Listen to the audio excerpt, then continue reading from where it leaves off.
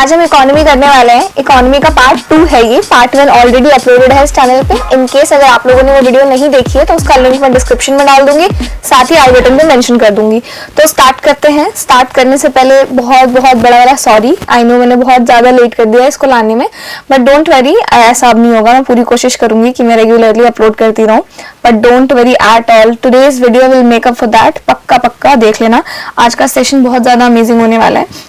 तो स्टार्ट करते हैं। स्टार्ट करने से पहले 2-3 चीज़ें मैं आपको क्लियर कर देना चाहती हूँ। पहली चीज़ तो ये जो पूरी सीरीज़ है ना, ये आपके प्री एंड मेंस दोनों के पर्सपेक्टिव से ही है and one of the best होने वाला है, देख लेना आप लोग।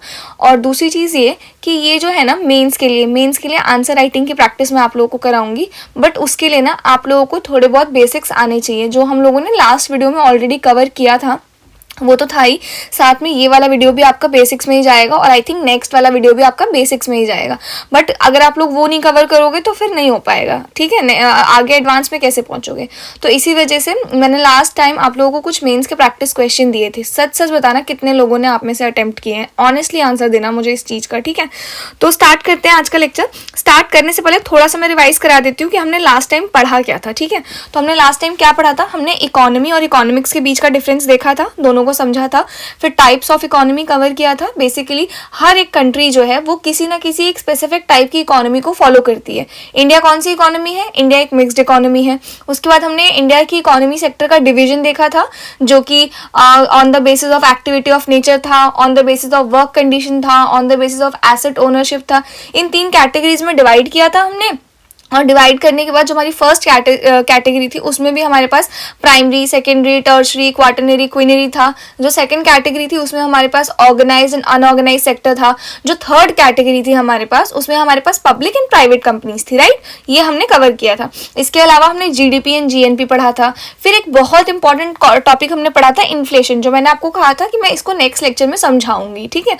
तो इन्फ्लेशन है क्या, इसको आज हम देखने वाले हैं अच्छे से। हमने लास्ट वीडियो में भी समझा था ऑल्दो, बट आज ये पूरा टॉपिक है जिसको हमको कवर करना है अच्छे तरीके से। और दूसरी चीज हमने क्या पढ़ा था, इन्फ्लेशन के बाद हमने देखा था कुछ मेजर्स, जिनसे हम बेसिकली हमने कुछ मेथड्स देखे थे जिनसे हम लोग इन्फ्लेशन को मेजर करते हैं। कौन कौन से थे वो? जीडीपी डिफ्लेटर, सीपीआई, डब्ल्यूपीआई, ये 3 थे। तो आज हम लोग क्या करने वाले हैं, इसी इन्फ्लेशन को डिटेल में पढ़ने वाले हैं, और ताकि आप लोगों को इजीली और काफी अच्छे समझ में आ जाए, ठीक है। अब स्टार्ट करने से पहले लास्ट वीडियो में मैंने आपसे कुछ क्वेश्चंस पूछे थे, ऑल्दो आप लोगों में से 1-2 लोगों ने मुझे आंसर किया था कमेंट में, बट मैं चाहती हूँ आप लोग एंगेज करो, आंसर करो इस चीज़ का, ठीक है। तो देखते हैं। क्वेश्चन नंबर 1 है, the term real GDP refers to. Real GDP इनमें से किसको रेफर करता है? Option number A, GDP measured at current prices. उसके बाद है, what does a GDP deflator of 120 indicate. क्या इंडिकेट करता है वो? Prices have increase by 20% since the base year. Then है हमारे पास, which of the following is true about the wholesale price index. Wholesale price index के बारे में हमने लास्ट वीडियो में पढ़ा था, और अगर आपको याद हो, अभी जिनको नहीं पता है मैं बता देती हूँ, हम लोग द हिंदू न्यूज़पेपर का एनालिसिस भी करते हैं। तो मैंने आपको इस वाली वीडियो में भी होलसेल प्राइस इंडेक्स के बारे में बताया था। तो क्योंकि ये आपका न्यूज़ में बना हुआ है तो इसलिए आपको इसके बारे में तो और ज़्यादा अच्छे से पता होना चाहिए। तो इसमें क्या है इसका, इट इंक्लूड सर्विसेज, नहीं, सर्विसेज इंक्लूड नहीं करता। It measures prices changes at consumer level, नहीं। It measures price changes at wholesale level. Option number C is the right answer. Then है, which of the following is not included in India's GDP. India की GDP में क्या included नहीं है? तो option number B, remittances from Indians working from abroad. अभी remittances है क्या, ये मैं आपको आई थिंक नेक्स्ट वीडियो में इसके बारे में हम अच्छे से समझेंगे। रेमिटेंसेज, ट्रांसफर पेमेंट और net factor income from abroad, जो हमने लास्ट वीडियो में थोड़ा सा समझा था, उसको और डिटेल में समझेंगे, ठीक है। इसके बाद है, which of the following countries can be considered as an example of closed economy. तो option number D, China is the right answer, sorry option number C, North Korea is the right answer. कौन सी closed economy को follow करता है, कौन सी country है जिसको हम लोग मान सकते हैं कि क्लोज्ड इकोनॉमी है उस कंट्री में? नॉर्थ कोरिया, ठीक है। क्योंकि नॉर्थ कोरिया में इतने ज्यादा रेस्ट्रिक्शंस हैं इम्पोर्ट एंड एक्सपोर्ट्स को लेकर, उनके अलग ही कुछ रूल्स एंड रेगुलेशंस चलते रहते हैं, जिस वजह से बेयरली ही कोई कंट्री है जो वहां पे इम्पोर्ट या वहां से एक्सपोर्ट लेती है, ठीक है। तो अब स्टार्ट करते हैं। आज की वीडियो में हम लोग ये सारे कंटेंट है जिनको पढ़ने वाले हैं। क्या क्या है? इन्फ्लेशन पढ़ेंगे, और इन्फ्लेशन का ही भाई है डिफ्लेशन, इसको पढ़ेंगे। देन टाइप्स पढ़ेंगे इसके। उसके बाद ये जो टॉपिक है 3rd नंबर पे, इसको तो गलती से भी मिस मत करना, मनी सप्लाई। क्योंकि हम लोग जो अब आगे लेक्चर्स पढ़ने वाले हैं, मतलब आगे के 4 से 5 लेक्चर्स भी मान लो आप लोग, वो सारे के सारे इसी के ऊपर जाने वाले हैं, मनी सप्लाई के ऊपर। 5 तो आराम से लग जाएंगे इसके ऊपर, ठीक है। तो इसी वजह से आपको ना इसको इसके बारे में पता होना चाहिए काफी अच्छे से, और कैसे इन्फ्लेशन और मनी सप्लाई आपस में रिलेटेड है ये भी पता होना चाहिए। देन हम पढ़ेंगे बॉन्ड्स का कॉन्सेप्ट, फिर टाइप्स ऑफ बॉन्ड्स, फिर public private partnership and then public sector enterprises. ठीक है, तो स्टार्ट करते हैं। स्टार्ट करने से पहले मैं एक चीज बता देती हूँ, मैं वैसे तो जब मैंने इकोनॉमी किया था ना तो मैंने ये वाली बुक फॉलो की थी, इसका जो पिछला एडिशन था वो, बट ये जो लेक्चर है ना ये कंप्लीटली इस बुक से नहीं है, बल्कि मैंने क्या किया है, जहाँ से मैंने कोचिंग ली थी उन वहाँ के जो नोट्स हैं वो नोट्स हो गए, ये बुक हो गई, गूगल हो गया, जैसे मेरे को जिस तरीके से मेरे को लगा कि इस तरीके से कराना चाहिए उस तरीके से मैंने प्रॉपरली इस लेक्चर को बनाया है। ठीक है, आप चाहो तो मेरे नोट्स का प्रिंट आउट ले लो, मतलब जैसे आपको ठीक लगे, बट ये जो होगा ना वन ऑफ द बेस्ट होगा सोर्स आपके पास, जो आपके प्री और आपके मेंस दोनों के लिए आपके लिए हेल्पफुल होगा। तो जो अपकमिंग लेक्चर्स आने वाले हैं ना वो 3 सेगमेंट में डिवाइड होकर आएंगे, मतलब एक ही लेक्चर में 3 पार्ट होंगे आपके पास। पहला पार्ट जो कॉन्सेप्ट हम लोग कर रहे हैं, दूसरा पार्ट मेंस आंसर राइटिंग की प्रैक्टिस, और तीसरा पार्ट आपके लिए जो होमवर्क होंगे। तो बेसिकली अपकमिंग लेक्चर्स कुछ इस तरीके से प्लान्ड है। आज मतलब जो फर्स्ट लेक्चर था हमारा वो तो बेसिक था, आज भी बेसिक है। अगर आप लोग ये नहीं करोगे तो आगे जब लेक्चर्स हम लोग करेंगे ना तो उनमें जो टर्म्स होंगे ना उनको आप लोग नहीं समझ पाओगे। ठीक है, तो स्टार्ट करते हैं फटाफट से। पहले तो समझते हैं इन्फ्लेशन क्या है भाई। इन्फ्लेशन का मतलब क्या है बताना मुझे ऑनेस्टली। इन्फ्लेशन से क्या समझते हो आप लोग? इन्फ्लेशन का मतलब क्या हुआ? महंगाई, है ना, सिर्फ महंगाई। मतलब कि अगर कोई चीज़ अगर आज मुझे 5 रुपये में मिल रही है, उसका रेट अगर 5.1 भी हो गया है कल की डेट में, तो फिर मैं बोल दूंगी इन्फ्लेशन आ गया है। चाहे उसका रेट 5 से 500 हो, चाहे 5,000 हो, चाहे 5 लाख हो, चाहे 5.1 हो, कुछ भी चेंज आ गया तो उसको मैं क्या बोलूँगी? इन्फ्लेशन आ गया है। ठीक है, दूसरा है डिफ्लेशन। डिफ्लेशन का मतलब क्या हो गया कि जब मेरी महंगाई, मतलब महंगाई नहीं है, महंगाई अब कम हो रही है। पहले वो चीज़ मुझे 10 रुपये की मिलती थी, अब 9.9 की मिली मुझे, चाहे 1 रुपये की मिले मुझे, पर महंगाई कम हो गई है। ठीक है, तो इस चीज़ को मैं क्या बोलूँगी? डिफ्लेशन बोलूँगी। अब इन्फ्लेशन के ऊपर ना लास्ट टाइम आप लोग पेपर उठा के देख लेना इकोनॉमी का, इन्फ्लेशन के ऊपर आपको क्वेश्चन मिल ही जाएगा एक ना एक। इसीलिए इसको समझना बहुत इंपॉर्टेंट है और ध्यान से सुनना इस चीज़ को। ठीक है, और हम अपकमिंग लेक्चर्स में ना PYQ भी सॉल्व करने वाले हैं। तो मैं बता रही हूँ one of the best source है ये। ठीक है, तो स्टार्ट करते हैं फटाफट। तो इन्फ्लेशन क्या बताया मैंने आपको? It refers to the sustained increase in the general price level of goods and services over a period of time. इसका मतलब क्या हुआ कि अगर प्राइस बढ़ रहा है गुड्स या सर्विसेज का over a period of time, उसको मैं क्या बोलूंगी? इन्फ्लेशन बोलूंगी। क्या बोलूंगी उसको मैं? इन्फ्लेशन बोलूंगी। महंगाई आ गई है, ये है पहली लाइन। ये चीज़ आप लोग ध्यान रखना। एक सेकेंड रुको, हाँ, this is the first line. ये हो गया खत्म इन्फ्लेशन। लेकिन इन्फ्लेशन सिर्फ इतना ही नहीं है, ना ना ना। अब देखो आगे सुनो इसकी कहानी। Reducing the purchasing power of money. इस चीज़ का मतलब क्या हुआ? Reducing the purchasing power of money. इसको थोड़ा ध्यान से समझते हैं यहाँ पे। ठीक है, अदरवाइज ये कंफ्यूजन रह जाएगा। आज मैंने माना कि 5 रुपये का ना मेरे को एक बिस्किट का पैकेट मिलता था, 1 पैकेट। ठीक है, बिस्किट का। अब क्योंकि महंगाई आ गई है तो वही चीज़ जो है ना मुझे 10 रुपये की मिल रही है, तो 10 रुपये का ना मुझे एक पैकेट मिल रहा है। कितना पैकेट मिल रहा है मुझे? 10 रुपये का एक पैकेट मिल रहा है। क्या बोला मैंने? पहले मुझे 5 रुपये का एक पैकेट मिलता था, यानी कि ये 10 रुपये के मुझे 2 पैकेट मिल जाएंगे उस टाइम पे, जिस टाइम पे इन्फ्लेशन नहीं है ना। ये चीज़ ध्यान रखना। अब क्या आ गया? एक सेकेंड रुको, हाँ, अब क्या आ गया है? अब मेरे पास आ गया है इन्फ्लेशन, तो 10 रुपये का अब मुझे एक पैकेट मिल रहा है। तो एक चीज़ देखो ध्यान से, पहले जो मेरे पास 10 रुपये का नोट था, उस 10 रुपये के नोट की ये क्षमता थी, ये कैपेबिलिटी थी कि वो उस 10 रुपये के नोट से मेरे पास 2 आइटम्स आ जाते थे। कितने आइटम आते थे? 2। लेकिन अब जो है क्योंकि इन्फ्लेशन आ गया है तो वो जो 10 रुपये का नोट है ना, अब उसके पास उतनी क्षमता नहीं है, उतनी पावर नहीं है कि मेरे को वो 10 रुपये का नोट 2 चीज़ें दिला सके। वो मेरे को सिर्फ अब कितना चीज़ दिलाएगा? एक ही चीज़ दिला पाएगा। और इसी चीज़ को मैंने क्या कहा है? Reducing the purchasing power of my currency, यानी कि मेरे करेंसी की जो परचेज करने की जो क्षमता थी ना, इन्फ्लेशन ने उसको क्या कर दिया है? कम कर दिया है। क्या बोला मैंने? कि मेरे जो मनी की जो भी परचेजिंग पावर थी, जितना भी वो परचेज कर सकता था ना, उस चीज़ को कम कर दिया है इन्फ्लेशन ने। क्या कर दिया है? कम कर दिया है। और इसी चीज़ को मैं क्या कह सकती हूँ? इन्फ्लेशन। ये 2017 या 2018 का ये क्वेश्चन है कि आपसे पूछा गया इन्फ्लेशन, और उनमें से एक ऑप्शन ये भी था, reducing the purchasing power of a currency. अब मुझे यही नहीं पता इस लाइन का मतलब क्या है, तो फिर कैसे टिक होगा, है ना। तो क्या है? Reducing the purchasing power of money. इस चीज़ का मतलब क्या है कि पैसे जो पैसा है, वो जो पावर होल्ड करता है इन्फ्लेशन आने से पहले किसी भी चीज को खरीदने का, उस पावर को कम कर दिया है इन्फ्लेशन ने। समझ में आ गया? परचेजिंग पावर को घटा दिया है इन्फ्लेशन ने। पहले परचेजिंग पावर कितनी थी? 10 रुपए के 2 आइटम आते थे, और आज के डेट में परचेजिंग पावर कितनी है? 10 रुपए के 1 आइटम आता है। इस चीज को क्या कहा गया है? इन्फ्लेशन कहा गया है। आई होप ये चीज आपको क्लियर हो। और इसका ऑपोजिट अगर होगा, अगर प्राइसेस बढ़ रहे हैं तो डिफ्लेशन होगा, और अगर मेरे करेंसी की परचेजिंग पावर बढ़ रही है, यहाँ रिड्यूसिंग की जगह इंक्रीजिंग अगर मैं लिख दूं कि अगर increasing the purchasing power of my currency, यानी कि मेरे करेंसी की परचेजिंग पावर की क्षमता बढ़ रही है, यानी कि इसका उल्टा, पहले 10 रुपए में 1 पैकेट मिलता था ड्यू टू इन्फ्लेशन, अब इन्फ्लेशन नहीं है तो मुझे 10 रुपए के कितने पैकेट मिलते हैं? 2 पैकेट मिलते हैं। तो मेरे करेंसी की परचेजिंग पावर बढ़ गई है, इसको मैंने क्या बोला है? डिफ्लेशन। समझ में आ गया? ये आपका क्या है? डिफ्लेशन है, ये आपको पता होना चाहिए। डिफ्लेशन क्या है? Just opposite of inflation, in decrease in the rate of the prices of goods and services, और ऑल्सो क्या होगा कि increases the purchasing power of the currency. समझ में आ गया? आई होप आपको ये दोनों चीजें अच्छे से एकदम गांठ बांध के समझ लो एकदम ये चीज, इन्फ्लेशन भी और डिफ्लेशन भी। ठीक है, इसके बाद अब इन्फ्लेशन डिफ्लेशन पढ़ लिया हमने।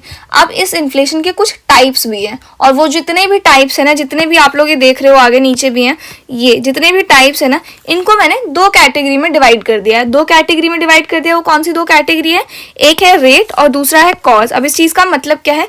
रेट का मतलब है इन्फ्लेशन अगर स्पीड से हम कैलकुलेट करें कि जैसे मान लो कितने परसेंटेज इन्फ्लेशन बढ़ गया इस साल, 10%, 5%, या फिर कितनी स्पीड से बढ़ गया इन्फ्लेशन, 2 गुना बढ़ गया, 3 गुना बढ़ गया है बेस ईयर के कंपैरिजन में, या फिर 1.5% बढ़ गया है। इस तरीके से अगर मैं बात करूं परसेंटेज या स्पीड के टर्म्स में, तो मैं उसको रेट की कैटेगरी में डाल दूंगी।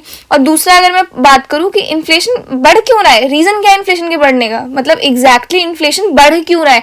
आप लोगों के भी दिमाग में क्वेश्चन कई बार आया होगा कि एग्जैक्टली महंगाई आती किस वजह से है, तो वो अगर रीजन है, कॉज अगर मुझे जानना है, कारण अगर मुझे जानना है, तो वो कॉज की कैटेगरी में आ जाएगा। आई होप ये चीज क्लियर हो। तो जब मुझे स्पीड या रेट के मुकाबले देखना है तो रेट की कैटेगरी में, और अगर मुझे कारण देखना है तो कॉज की कैटेगरी में। अब रेट की कैटेगरी में कितने तरीके के इन्फ्लेशन है? 3 तरीके के इन्फ्लेशन है। कौन कौन से हैं?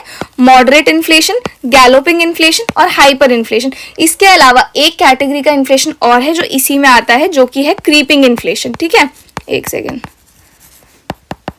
Creeping inflation. ठीक है, इसको भी हम देखेंगे आगे। तो ये इन्फ्लेशन जो है, ये इन्फ्लेशन एग्जैक्टली है क्या, इसको पहले समझता है 1 बाय 1 इसके टाइप्स को। ठीक है, तो क्या बताया मैंने आपको कि इन्फ्लेशन को रेट के हिसाब से हमने डिवाइड कर रखा है, और रेट के हिसाब से डिवाइड करने पे पहला कौन सा है? Creeping inflation. क्रीपिंग इन्फ्लेशन क्या है?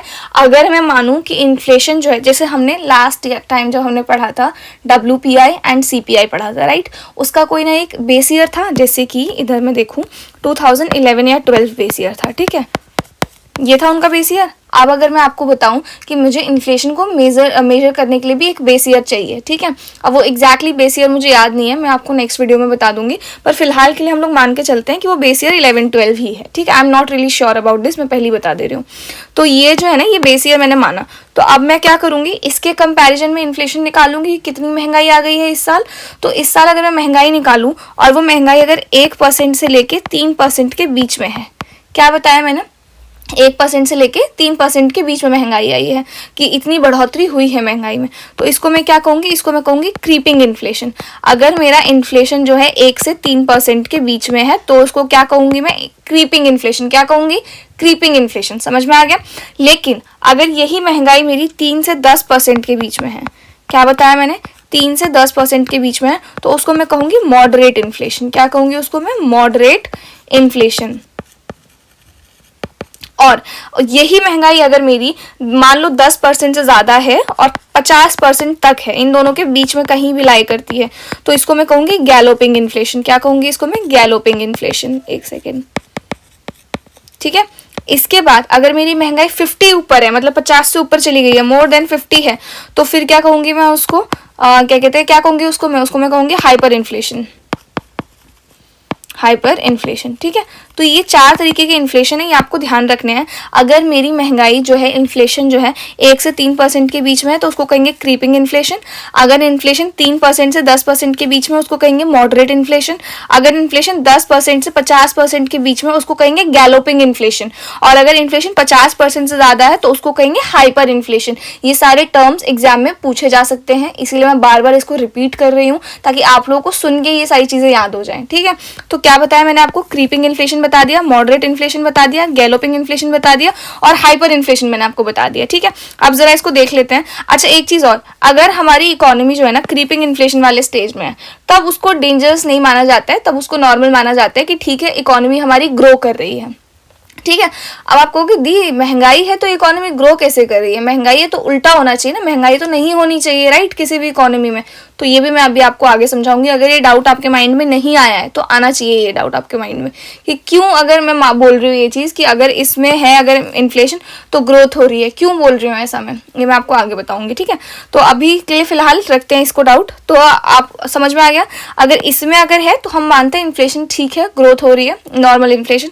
इस कैटेगरी में आ गया, अगर इस कैटेगरी में मान लो आपको जैसे 3 से 10% है ना, तो 3, 4 या 5% अगर है तभी वो चल जाता है, ठीक माना जाता है। लेकिन 5 से ऊपर चला जाता है ना तो उसको डेंजरस मानने लग जाते हैं। ठीक है, तो यूजुअली अगर ये क्वेश्चन आए कि मॉडरेट इन्फ्लेशन में क्या कहा जाता है, इन्फ्लेशन को मतलब ठीक माना जाता है या खराब माना जाता है, तो मॉडरेट माना जाता है, आप इस पर टिक करना। ठीक है, लेकिन अगर इन दोनों में आएगा तो बहुत ज़्यादा डेंजरस है, खराब है हमारी इकोनॉमी के लिए। ठीक है, ये आपको पता होना चाहिए। अब इनको ना जरा 1 बाय 1 इन तीनों को समझ लेते हैं, इसके बाद जाके हम लोग कॉज के बेसिस पे इन दोनों को समझेंगे। ठीक है, तो फिलहाल देखते हैं मॉडरेट इन्फ्लेशन। मॉडरेट इन्फ्लेशन को ही हम लोग वॉकिंग इन्फ्लेशन भी कहते हैं, और it refers to a scenario where the price level of goods and services rise gradually over time at moderate rate, typically between 3 to 10%, 3 से 10% के बीच रहता है per year.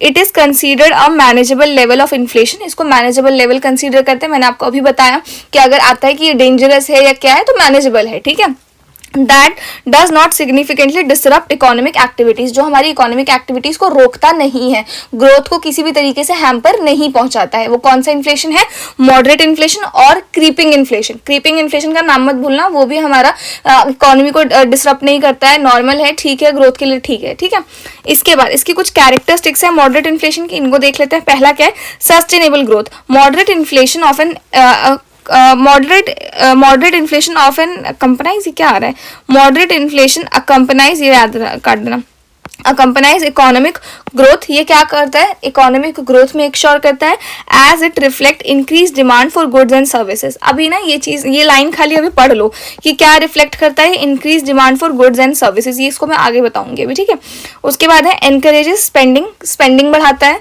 कैसे, consumers are motivated to spend और invest instead of saving money, as holding cash में lead to a loss in the purchasing power. तो basically ये कह रहा है कि जो कंज्यूमर है ना उनको पैसा खर्च करने पे मजबूर करता है। ये ऐसा नहीं है कि सिर्फ हमने पैसे को बचा के रखा है, सेव करके रखा है, हम उसको इन्वेस्ट करते हैं अगर मॉडरेट इन्फ्लेशन रहता है तो ये आपको ध्यान रखना चाहिए। इसके बाद इन्वेस्टमेंट फ्रेंडली है ये, मैंने जैसे अभी आपको बताया कि ये हमें क्या करता है, एनकरेज करता है कि मुझे या तो स्टॉक मार्केट में इन्वेस्ट करूँ या तो कहीं भी मैं उस पैसे को क्या करूँ, इन्वेस्ट करूँ। It encourages businesses to invest in production as they anticipate high returns due to rising prices, क्योंकि प्राइस राइज हो रहे हैं तो वो रिटर्न भी आपको हाई देगा। इस वजह से सब क्या करते हैं, इसमें पैसे इन्वेस्ट करते हैं मॉडरेट इन्फ्लेशन में। ये चीज़ याद रखना है, पैसे इन्वेस्ट करते हैं कहाँ पे करते हैं, मॉडरेट इन्फ्लेशन में। क्यों करते हैं, क्योंकि वो हमें हाई रिटर्न देता है due to high price change. समझ में आ गया, आई होप ये चीज़ क्लियर है। ठीक है, इसके बाद हमारे पास इम्पैक्ट क्या है इसका, पॉजिटिव इम्पैक्ट तो यही है कि इकोनॉमिक ग्रोथ होता है, डेट रिलीफ है, प्राइस एडजस्टमेंट है, ये आपको पता होना चाहिए बेसिक कीवर्ड्स। क्या है, इकोनॉमिक ग्रोथ है, इकोनॉमी ग्रो करेगी, रुकेगी नहीं। अगर मेरे पास क्रीपिंग इन्फ्लेशन है और अगर क्या नाम है, ये कौन सा पढ़ रहा है, मॉडरेट इन्फ्लेशन, क्रीपिंग और मॉडरेट है अगर, तो हम क्या करेंगे, हमारी जो इकोनॉमी है वो क्या करेगी, इस तरीके से राइज करती रहेगी। लेकिन अगर थर्ड या फोर्थ इकोनॉमी आए, जैसे इसको मैं ड्रॉ कर देती हूँ, यहाँ पे ऐसे है। ठीक है, अगर मान लो क्रीपिंग इन्फ्लेशन है और उसके बाद हमारे पास मॉडरेट आ गया तो ये कुछ इस तरीके से जाता जाएगा कर्व। लेकिन इसके बाद जो 3 हमने पढ़े, कौन कौन से पढ़े, गैलोपिंग और हाइपर इन्फ्लेशन, तो उसमें कर्व ऐसे जाएगा, फिर हाइपर आ गया तो हाइपर में तो पूरा डाउन चला जाएगा। ये कर्व भी आगे डिस्कस करेंगे पर कुछ इस तरीके से बनेगा। तो आई होप ये चीज़ आपको क्लियर हो। ठीक है, तो कहाँ थे हम लोग कि पॉजिटिव इम्पैक्ट, इकोनॉमी ग्रो करेगी, डेट रिलीफ मिलेगा लोगों को। डेट रिलीफ क्यों मिलेगा बताओ मेरे को, डेट कैसे कोई रिलीफ करेगा? मैं बताती हूँ कैसे डेट रिलीफ मिलेगा। देखो,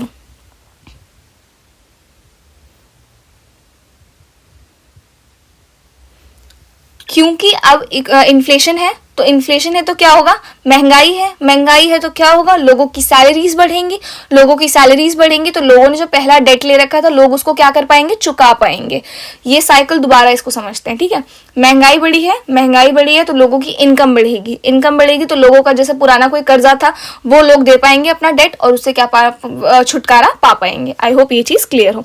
इसके बाद है प्राइस एडजस्टमेंट। प्राइस एडजस्टमेंट का मतलब क्या है? इकोनॉमी में अलग अलग गुड्स और सर्विसेज की प्राइसेस के बीच बैलेंस मेंटेन करने में हेल्प करता है ये कौन? मॉडरेट इन्फ्लेशन, ठीक है। नेगेटिव इम्पैक्ट क्या होगा इसका? Cost of living. Cost of living का मतलब क्या है? धीरे धीरे बढ़ती प्राइसेस फिक्स्ड इनकम और क्या कहते हैं फिक्स्ड इनकम वाले हाउस होल्ड के लिए क्या कर देगा? फाइनेंशियल स्ट्रेन क्रिएट कर सकता है, इस वजह से ये दिक्कत हो जाएगा। फिर है इनकम इनइक्वालिटी, मतलब कि वेल्दी लोग और बिजनेसेस इन्फ्लेशन के इफेक्ट को बेटर हैंडल कर सकते हैं, पर जो लोअर इनकम ग्रुप्स हैं उनके लिए ज्यादा प्रॉब्लम्स हो सकती हैं, तो इस वजह से इनकम इनइक्वालिटी। तो आई होप आपको ये जो पॉजिटिव इम्पैक्ट और ये नेगेटिव इम्पैक्ट दोनों ही अच्छे से क्लियर हो, ठीक है। इसके बाद है हमारे पास galloping inflation. It occurs when the price increase at a very high and rapid rate, typically exceeds 10% and up to 50% annually. यानी कि 10% से लेके 50% के बीच में अगर है तो मैं उसको क्या कहूंगी? Galloping inflation. क्या कहूंगी उसको मैं? Galloping inflation. It reflect a significant imbalance in the economy and often lead to severe economic and social disruption. इसका मतलब क्या हुआ कि ये इन्फ्लेशन जब भी आता है तब हमारी इकोनॉमी लॉस में चली जाती है, हमारी डिसरप्ट हो जाती है इकोनॉमी, ये आपको पता होना चाहिए। इसके कैरेक्टरिस्टिक क्या है? Rapid price rise, price increase sharply creating unpredictability in the economy. Unpredictable हो जाता है पूरा कि पता नहीं आज 40 रुपए की चीनी मिल रही है, कल पता लगे वो 80 रुपए की चीनी हो जाए, तो कुछ आइडिया नहीं है किसी भी चीज़ का। Erosion of value, the purchasing power of money decreases substantially affecting savings and investment. ये समझ में आया आपको क्या हुआ है? ये हमारी इकोनॉमी, हमारी जो करेंसी है उसकी परचेजिंग पावर क्या हो गई है? घट गई है। यानी कि पहले अगर मैं 10 चीज़ें खरीद लेती 100 रुपये में, तो अब मैं सिर्फ 2 चीज़ें खरीद पा रही हूँ 100 रुपये में, इतनी महंगाई आ गई। ये समझ में आ रहा है? इसके बाद क्या है? और इससे मेरे सेविंग्स और मेरे इन्वेस्टमेंट्स पे भी क्या पड़ेगा? फर्क पड़ेगा। इसके बाद economic uncertainty, businesses and consumer lose confidence due to fluctuating cost and revenues. Obviously बात है, कॉस्ट फ्लक्चुएट हो रहा है क्योंकि ये महंगाई। देखो, ये ऐसा नहीं है गैलोपिंग इन्फ्लेशन की सडनली आ जाएगा 10 से 50%, वो क्या कहते हैं धीरे धीरे आएगा 10 से 50%, नहीं। ये ग्राफ देखो, ये आगे आपका धीरे धीरे बढ़ रहा है जब आपका कौन से स्टेज में? इनिशियल 2 स्टेज में, क्रीपिंग और मॉडरेट के केस में। लेकिन जैसे ही आपका गैलोपिंग आया ये ऊपर का, फिर तुरंत क्रैश हो जाएगा। ये चीज समझ में आएगा? ये चीज आपको पता होनी चाहिए। क्यों क्रैश हो जाएगा? 10 से 12, 10 से 13 होगा नहीं, 10 से डायरेक्ट 20 हो सकता है, 20 से डायरेक्ट 22, 22 से डायरेक्ट 40, इस तरीके से इन्फ्लेशन बढ़ सकता है। समझ में आ गया? तो अगर इस तरीके से इन्फ्लेशन है तो मार्केट में पूरा उथल पुथल हो जाएगा, तो ये चीज आपको पता होनी चाहिए। इसके बाद नेक्स्ट है हमारे पास इसके impact, positive impact. Short term gains हो सकते हैं बिजनेसेस को, यही है इसका पॉजिटिव। नेगेटिव क्या होगा? Purchasing power decline, purchasing power घट जाएगी हमारी इकोनॉमी में। रिड्यूस, इन्वेस्टमेंट्स कम होने लग जाएंगे, महंगाई इतनी हो जाएगी, इकोनॉमी हमारी स्टेबल नहीं रहेगी। समझ में आ गया? इसके बाद है हमारे पास हाइपर इन्फ्लेशन। हाइपर इन्फ्लेशन क्या बताया मैंने आप लोगों को? Hyper inflation is an extreme form of inflation where price rises at an exceptionally rapid rate. जहाँ पे रेट मतलब जो महंगाई है वो एकदम अचानक बढ़ जाती है और बहुत तेज बढ़ जाती है और बहुत ज़्यादा बढ़ जाती है, ठीक है। टिपिकली इंक्रीज 50% पर मंथ और मोर देन 1000% एनुअली। देख रहे हो, मतलब 50% एक महीने में और 1000% तक मतलब एक साल में बढ़ सकती है, ठीक है। It result in a complete loss of confidence in our country's currency. हमारी कंट्री की करेंसी बहुत बुरी तरीके से गिर जाती है, ठीक है। इसके बाद क्या है? Characteristics of hyper inflation, exponential price increase, exponentially price हमारा इंक्रीज होता रहता है। Prices can double within days और इवन आवर्स, मतलब समझ रहे हो ना, हर घंटे, हर दिन, हर मिनट प्राइसेस बढ़ सकते हैं। Currency devaluation, the national currency loses value drastically often becoming worthless, मतलब जो हमारी करेंसी की वैल्यू है वो बहुत ही ज़्यादा घट जाती है, बहुत ज़्यादा घट जाती है, ठीक है। इसके बाद क्या है? बार्टर सिस्टम इमरजेंस, मतलब ऐसी सिचुएशन आ जाती है इतनी महंगाई की वजह से लोग चीज़ें अफोर्ड नहीं कर पाते, तो जब चीज़ें अफोर्ड नहीं कर पाए तो बार्टर सिस्टम पे इवेंचुअली आना पड़ता है हमें. पीपल में resort to bartering goods and services instead of using money. तो लोग क्या करेंगे, पैसे देने के बदले मैं आपको ये सामान दे दूंगी, आप मुझे ये सामान दे दो, यही होगा.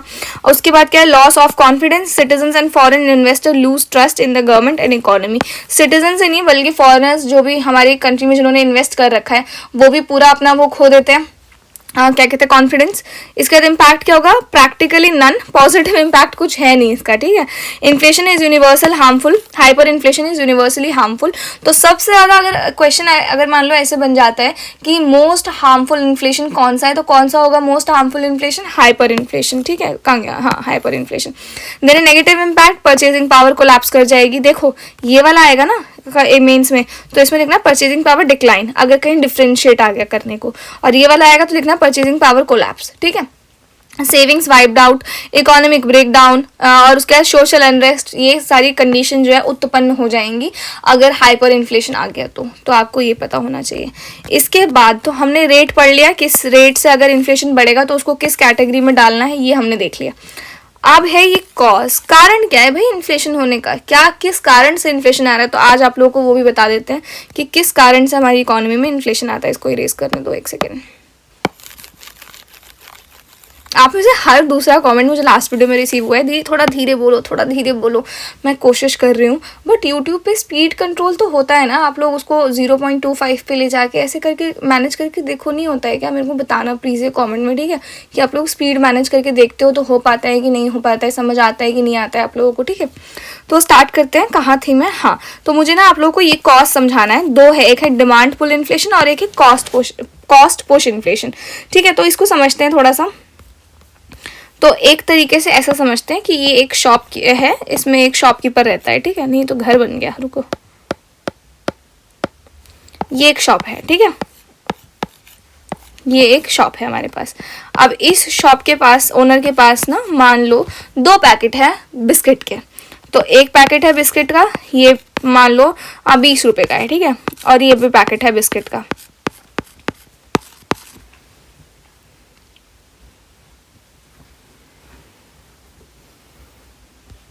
ठीक है. अब हुआ क्या है ना, ये 2 पैकेट है शॉपकीपर के पास, दोनों पैकेट 20-20 रुपए के हैं. अब ये है तो इसके पास 2 ही पैकेट, ये 2 ही पैकेट प्रोड्यूस कर पाएगा. लेकिन अब खरीदने वाले लोग जो है ना 4 हैं. कितने लोग हैं, 4 हैं. तो शॉपकीपर ने क्या बोल दिया कि ठीक है 4 लोग हैं तो मैं ना 20 रुपए का ना देके मैं ना इसका प्राइस जो है ना 30 रुपए कर देता हूँ. कितना कर देता हूँ, 30 रुपए. तो अब इस शॉपकीपर ने क्या बोला कि आप चारों में से जो भी 30 रुपए दे सकता है मुझे, जो भी 2 जने मुझे 30 रुपए दे सकता है वो दे दो और ये पैकेट ले जाओ बिस्किट के. ये बोल दिया किसने, शॉपकीपर ने. तो अब ये 2 जने आए और ये 2 जने, ये मान लो ये 2 जने आए और ये 2 जने आके ये लेके चले गए. तो यहाँ पे आपको क्या पता लगा मुझे बताओ. यहाँ पे हमें ये पता लगा कि हमारे पास चीजें उतनी नहीं है, सप्लाई ज्यादा है. सॉरी, सप्लाई कम है, डिमांड ज्यादा है. क्या बोला मैंने कि चीजें उतनी नहीं है मेरे पास, यानी कि मेरे पास सप्लाई 2 से ज्यादा का मैं नहीं कर सकता, लेकिन मेरे पास डिमांड बहुत है. ठीक है, बहुत लोगों की डिमांड है इन चीज़ों को लेके, लेकिन वो चीज़ ही उतनी अवेलेबल नहीं है। तो ऐसे केस में क्या होता है, इसको हम लोग क्या कहते हैं, डिमांड पुल इन्फ्लेशन। क्या बोलते हैं इसको हम लोग, demand pull inflation. Demand pull inflation इसका मतलब क्या हुआ कि डिमांड बहुत है लेकिन सप्लाई उतनी नहीं है, तो इसी वजह से हम लोगों ने जो एग्जिस्टिंग प्राइस था उसको कट करके 20 को 30 कर दिया, यानी कि पैसे बढ़ा दिए। तो यहाँ पे भी इन्फ्लेशन आया। इन्फ्लेशन क्यों आया है, क्योंकि हम लोग सप्लाई जो नीड्स हैं डिमांड की उसको पूरा नहीं कर पा रहे हैं, उतनी सप्लाई हम नहीं कर पा रहे हैं। तो डिमांड को पूरा ना करने की वजह से यहाँ पे क्या आ गया है, इन्फ्लेशन आ गया है, क्योंकि सप्लाई हम लोग उतना कर ही नहीं सकते। समझ में आ गया। तो यहाँ पे दिक्कत क्या थी, यहाँ पे दिक्कत ये थी डिमांड बहुत थी लेकिन सप्लाई कम थी। तो कॉस्ट पुल इन्फ्लेशन में क्या हुआ है, हमारे पास डिमांड के बढ़ने की वजह से यहाँ पे क्या आ गया है, इन्फ्लेशन आ गया है। क्या बोला मैंने, डिमांड के बढ़ने की वजह से यहाँ पे इन्फ्लेशन आ गया है। ये कौन सा है हमारा, डिमांड पुल इन्फ्लेशन। कौन सा है हमारा, डिमांड पुल इन्फ्लेशन, ये वाला। ठीक है, डिमांड पुल इन्फ्लेशन। अब दूसरा है हमारे पास कॉस्ट पुश इन्फ्लेशन। ठीक है, अब इसको ध्यान से समझते हैं। आई एम सॉरी, पता नहीं कहाँ थी मैं, कहाँ तक समझा दिया था, थोड़ा डिस्ट्रैक्शन आ गया था, बीच में डिस्टर्बेंस हो गया था। एक सेकेंड, आई थिंक हमने डिमांड पुल इन्फ्लेशन कवर कर लिया था, है। तो अब हम करने वाले थे कॉस्ट पुश इन्फ्लेशन। तो डिमांड पुल इन्फ्लेशन में आई होप मैंने आप लोगों को एग्जाम्पल से समझा दिया होगा। अब इसको चलते हैं दिमाग, हाँ ये तो ना समझाया था। तो क्या कहाँ थे हम लोग, एक सेकेंड रुक जाओ, कॉस्ट पुश इन्फ्लेशन में क्या पढ़ने वाले थे हम लोग, कॉस्ट पुश इन्फ्लेशन। तो ये जो चीज़ है ये आप लोगों को समझ में आ गया था कि डिमांड के बढ़ने की वजह से क्या आ गया था, इन्फ्लेशन आ गया था। क्या आ गया था, डिमांड के बढ़ने की वजह से यहाँ पे इन्फ्लेशन आ गया था। अब जो चीज़ मैं आपको बता रही हूँ इसको ध्यान से सुनना, अब इसको भूल जाओ एक सेकेंड के लिए। ये वापस से एक फैक्ट्री है, ठीक है, एक सेकेंड, हाँ ये वापस से एक फैक्ट्री है। अब इसमें क्या है, वही है सिमिलर दो केसेस, 2 ब्रेड के पैकेट है हमारे पास, 2 ब्रेड के बिस्किट के जिसके पैकेट मानने हैं, मान लो 2 पैकेट्स है हमारे पास, ठीक है। अब ये जो पैकेट है ना, पहले अभी 20-20 रुपए के अभी फिलहाल, सिमिलरली यहाँ पे 4 लोग हैं लेने के लिए तैयार, ठीक है। अब क्या हुआ है, शॉपकीपर ने क्या बोला है कि ये जो पैकेट जो पहले 20-20 रुपए के थे ना, अब 20 रुपए के नहीं मिलेंगे आप लोगों को, ये पैकेट अब आपको कितने के मिलेंगे, 30 रुपए के मिलेंगे। कितने के मिलेंगे ये पैकेट आपको, 30 रुपए के मिलेंगे। एक सेकेंड, हाँ हाँ 30 रुपए के पैकेट मिलेंगे। तो क्यों मिलेंगे 30 रुपए के, तो अब क्या हुआ है ना, अब ये हुआ है कि ये शॉपकीपर जिस फैक्ट्री में ये बनवाता है, ठीक है, ये फैक्ट्री है मान लो, यहाँ पे शॉपकीपर जो है ये ब्रेड बनवाता है। तो अब ब्रेड का जो भी मैदा यूज़ होता है, व्हीट फ्लावर यूज़ होता है, उस व्हीट फ्लावर का रेट बढ़ गया है, साथ ही इन्फ्लेशन आ गया है, जिस वजह से जितनी भी लेबर कॉस्ट थी उनको सैलरी थोड़ी बढ़ा के देनी पड़ गई है अब शॉपकीपर को।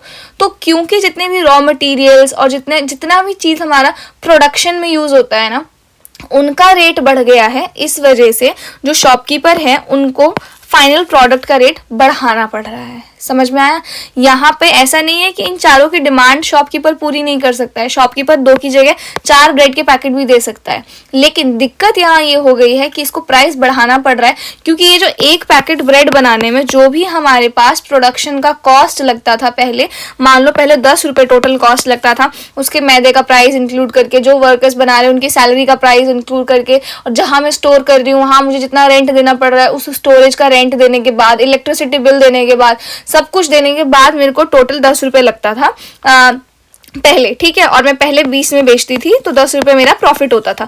But due to some reasons अब जो प्रोडक्शन का जितना भी कॉस्ट था वो कॉस्ट बढ़ गया है, तो 10 रुपए की चीज़ अब मुझे कितने की मिलेगी, 20 रुपए की मिलेगी वो चीज़, मुझे कितने रुपए की मिलेगी, मुझे वो चीज़ 20 रुपए की। तो अब मैंने प्राइस क्या कर दिया है, 30 रुपए कर दिया है, तो 10 रुपए मेरा प्रॉफिट यहाँ भी मेंटेन्ड है। समझ में आया, मुझे यहाँ पे टेक्निकली यहाँ कोई प्रॉफिट एक्स्ट्रा नहीं हो रहा है, यहाँ 10 रुपए था तो यहाँ मुझे 10 ही रुपए प्रॉफिट हो रहा है। लेकिन इस केस में क्या है, इस केस में मुझे पहले जहाँ 10 रुपए प्रॉफिट होता था, 20 मतलब 10 रुपए की चीज मैं 20 की बेचती थी तो मुझे 10 रुपए का प्रॉफिट होता था, बट मैंने 30 रुपए कर दिया क्योंकि डिमांड ज्यादा है, तो अब मुझे 20 रुपए का प्रॉफिट हो रहा है। तो यहाँ मुझे प्रॉफिट ज्यादा हो रहा है किसमें, डिमांड पुल इन्फ्लेशन में। लेकिन यहाँ मुझे प्रॉफिट ज्यादा नहीं हो रहा है, प्रॉफिट मुझे सेम हो रहा है, लेकिन महंगाई के आने की वजह से, यानी कि चीजें और जो रॉ मटेरियल्स है उनका कॉस्ट इतना ज्यादा बढ़ गया है कि मुझे फाइनल प्रोडक्ट का भी कॉस्ट बढ़ाना पड़ रहा है अपना प्रॉफिट मेंटेन्ड रखने के लिए। तो अगर एग्जाम में क्वेश्चन आपका बनता है कहीं से भी कि प्रॉफिट मार्जिन जो है वो डिमांड पुल इन्फ्लेशन में ज्यादा है या कॉस्ट पुश इन्फ्लेशन में ज्यादा है, तो इसका आंसर क्या होगा, डिमांड पुल इन्फ्लेशन में। समझ में आ गया, कॉस्ट पुश इन्फ्लेशन में हो सकता है कि मैं प्रॉफिट मार्जिन उतना ही मेंटेन करने के चक्कर में प्राइस मैंने बढ़ा दिया है, क्योंकि अब ऑटोमेटिकली महंगाई आ गई है तो मेरी चीज का रेट भी बढ़ेगा ही। समझ में आ गया, तो बेसिकली यही था हमारा डिमांड पुल इन्फ्लेशन और कॉस्ट पुश इन्फ्लेशन। आई होप ये आपको अच्छे से समझ में आ गया हो। तो चलते हैं जरा इसके एंड में देख लेते हैं, कॉस्ट यहाँ से रीड कर लेते हैं। तो it occurs when the demand for goods and services in an economy exceeds the available supply, leading to a rise in prices. Supply से ज्यादा है तो it is often described as too much money chasing too few goods। इसका मतलब क्या हुआ कि बहुत सारे पैसे हैं जो कि बहुत छोटी छोटी, बहुत few goods, मतलब कि 4-5 चीजें हैं उनके पीछे लगाई जा रही हैं। समझ में आ रहा है, तो बस यही है। इसकी कैरेक्टरिस्टिक्स क्या है, एक्सेसिव डिमांड है, aggregate demand suppresses the economy productive capacity, full employment typically occurs in a fully और नियर फुल्ली एम्प्लॉयड इकोनॉमी, जहाँ पे एकदम फुल्ली एम्प्लॉयमेंट है, सब पैसा कमा रहे हैं एकदम दबा के, तो उस केस में ऐसी सिचुएशन आ सकती है कि सभी 1 लाख वाली चीज अफोर्ड कर सकते हैं या सभी इतनी महंगी चीजें अफोर्ड कर सकते हैं कि डिमांड पुल इन्फ्लेशन आ गया है। ठीक है, और ब्रॉडकास्ट इम्पैक्ट यानी कि affect multiple sectors at it as it seems from overall demand not isolated factors. I hope आपको ये तीनों ही चीज़ें समझ में आई हों। देन है हमारे पास कॉजेज क्या है इसके, क्यों आ सकता है, रीज़न क्या है इसका।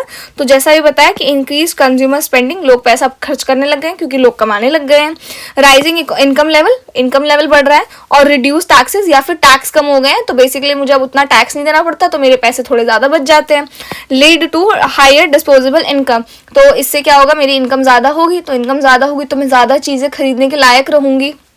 अब government spending, excessive fiscal pending specially on infrastructure और वेलफेयर स्कीम, ये आप लोग अभी याद कर लेना, ये मैं आगे समझाऊंगी, ऐसा नहीं है मैं नहीं समझाऊंगी। इन्फ्लेशन जो है, इन्फ्लेशन का टॉपिक आज ऐसा मत सोचना कि खत्म हो गया है, ये 5 हमने इन्फ्लेशन पढ़ लिया हो गया, नहीं नहीं नहीं। इनफैक्ट हमने लास्ट वीडियो में भी जितने कॉन्सेप्ट पढ़े हैं ना, सबका यूज होगा नेक्स्ट वीडियो में और डिटेल में, ठीक है। Next video in the sense upcoming lectures में। इसके आगे एक्सपेंशनरी मॉनेटरी पॉलिसी, देखो ये भी टर्म्स ना आपको समझ में नहीं आ रही होंगी, बट जब वीडियोज आ जाएंगे ना आपको समझ आ जाएगा ना, उसके बाद जब आप रिवाइज करोगे ना तो आप ये रिलेट कर पाओगे। तो फिलहाल के लिए पढ़ लेना इसको, ठीक है फिलहाल। इसके बाद क्या है, export surpassing imports, strong foreign demand for domestic goods, population growth, increase demand for goods due to a growing population. ये वर्ड्स जहाँ यूज होंगे ना, ये मैं आपको समझा दूंगी कि ये हमने वहाँ पढ़ा था, रेफरेंस दे दूंगी मैं तो याद आ जाएगा आपको। इसका इम्पैक्ट क्या है, पॉजिटिव इम्पैक्ट, बूस्ट कर देता है प्रोडक्शन, एनकरेज कर देता है इन्वेस्टमेंट।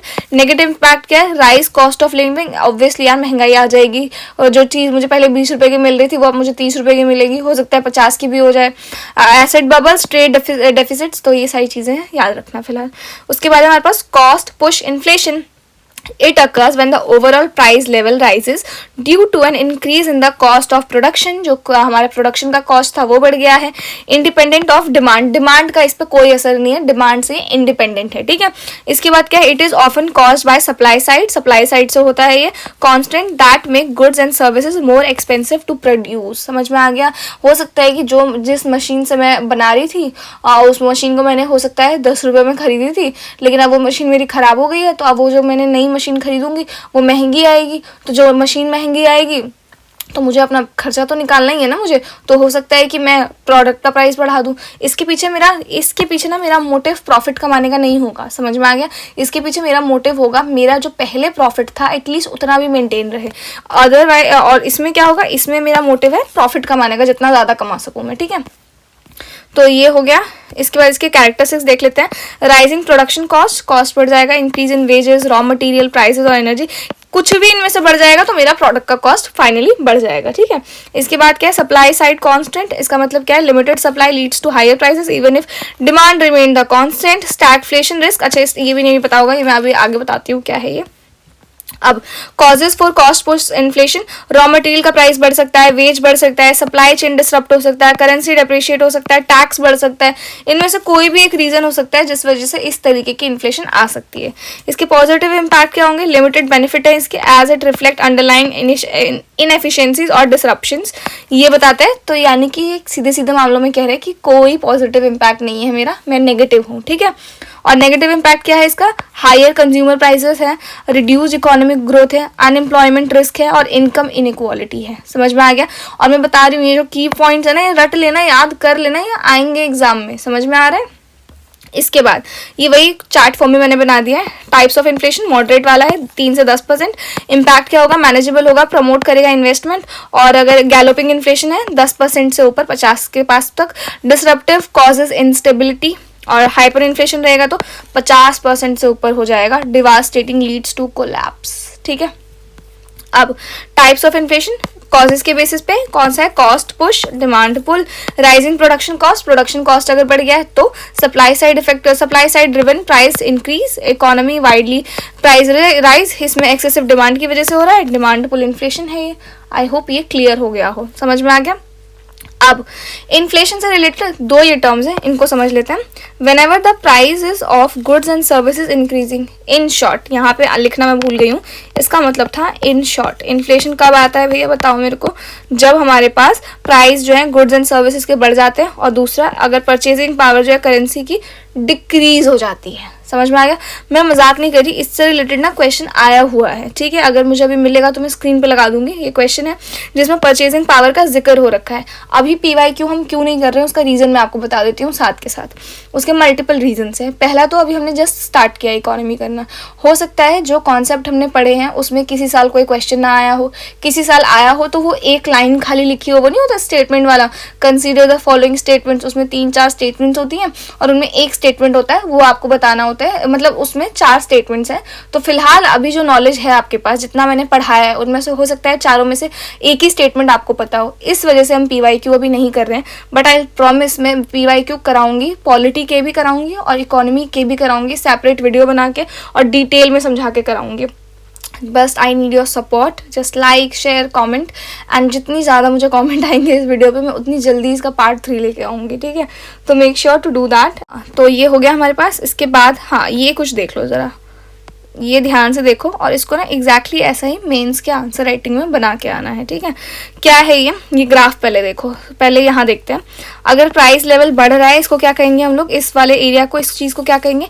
इन्फ्लेशन है, ठीक है? डिसइन्फ्लेशन क्या होता है? Reduction in the rate of inflation. इसका मतलब क्या है कि महंगाई गिर रही है।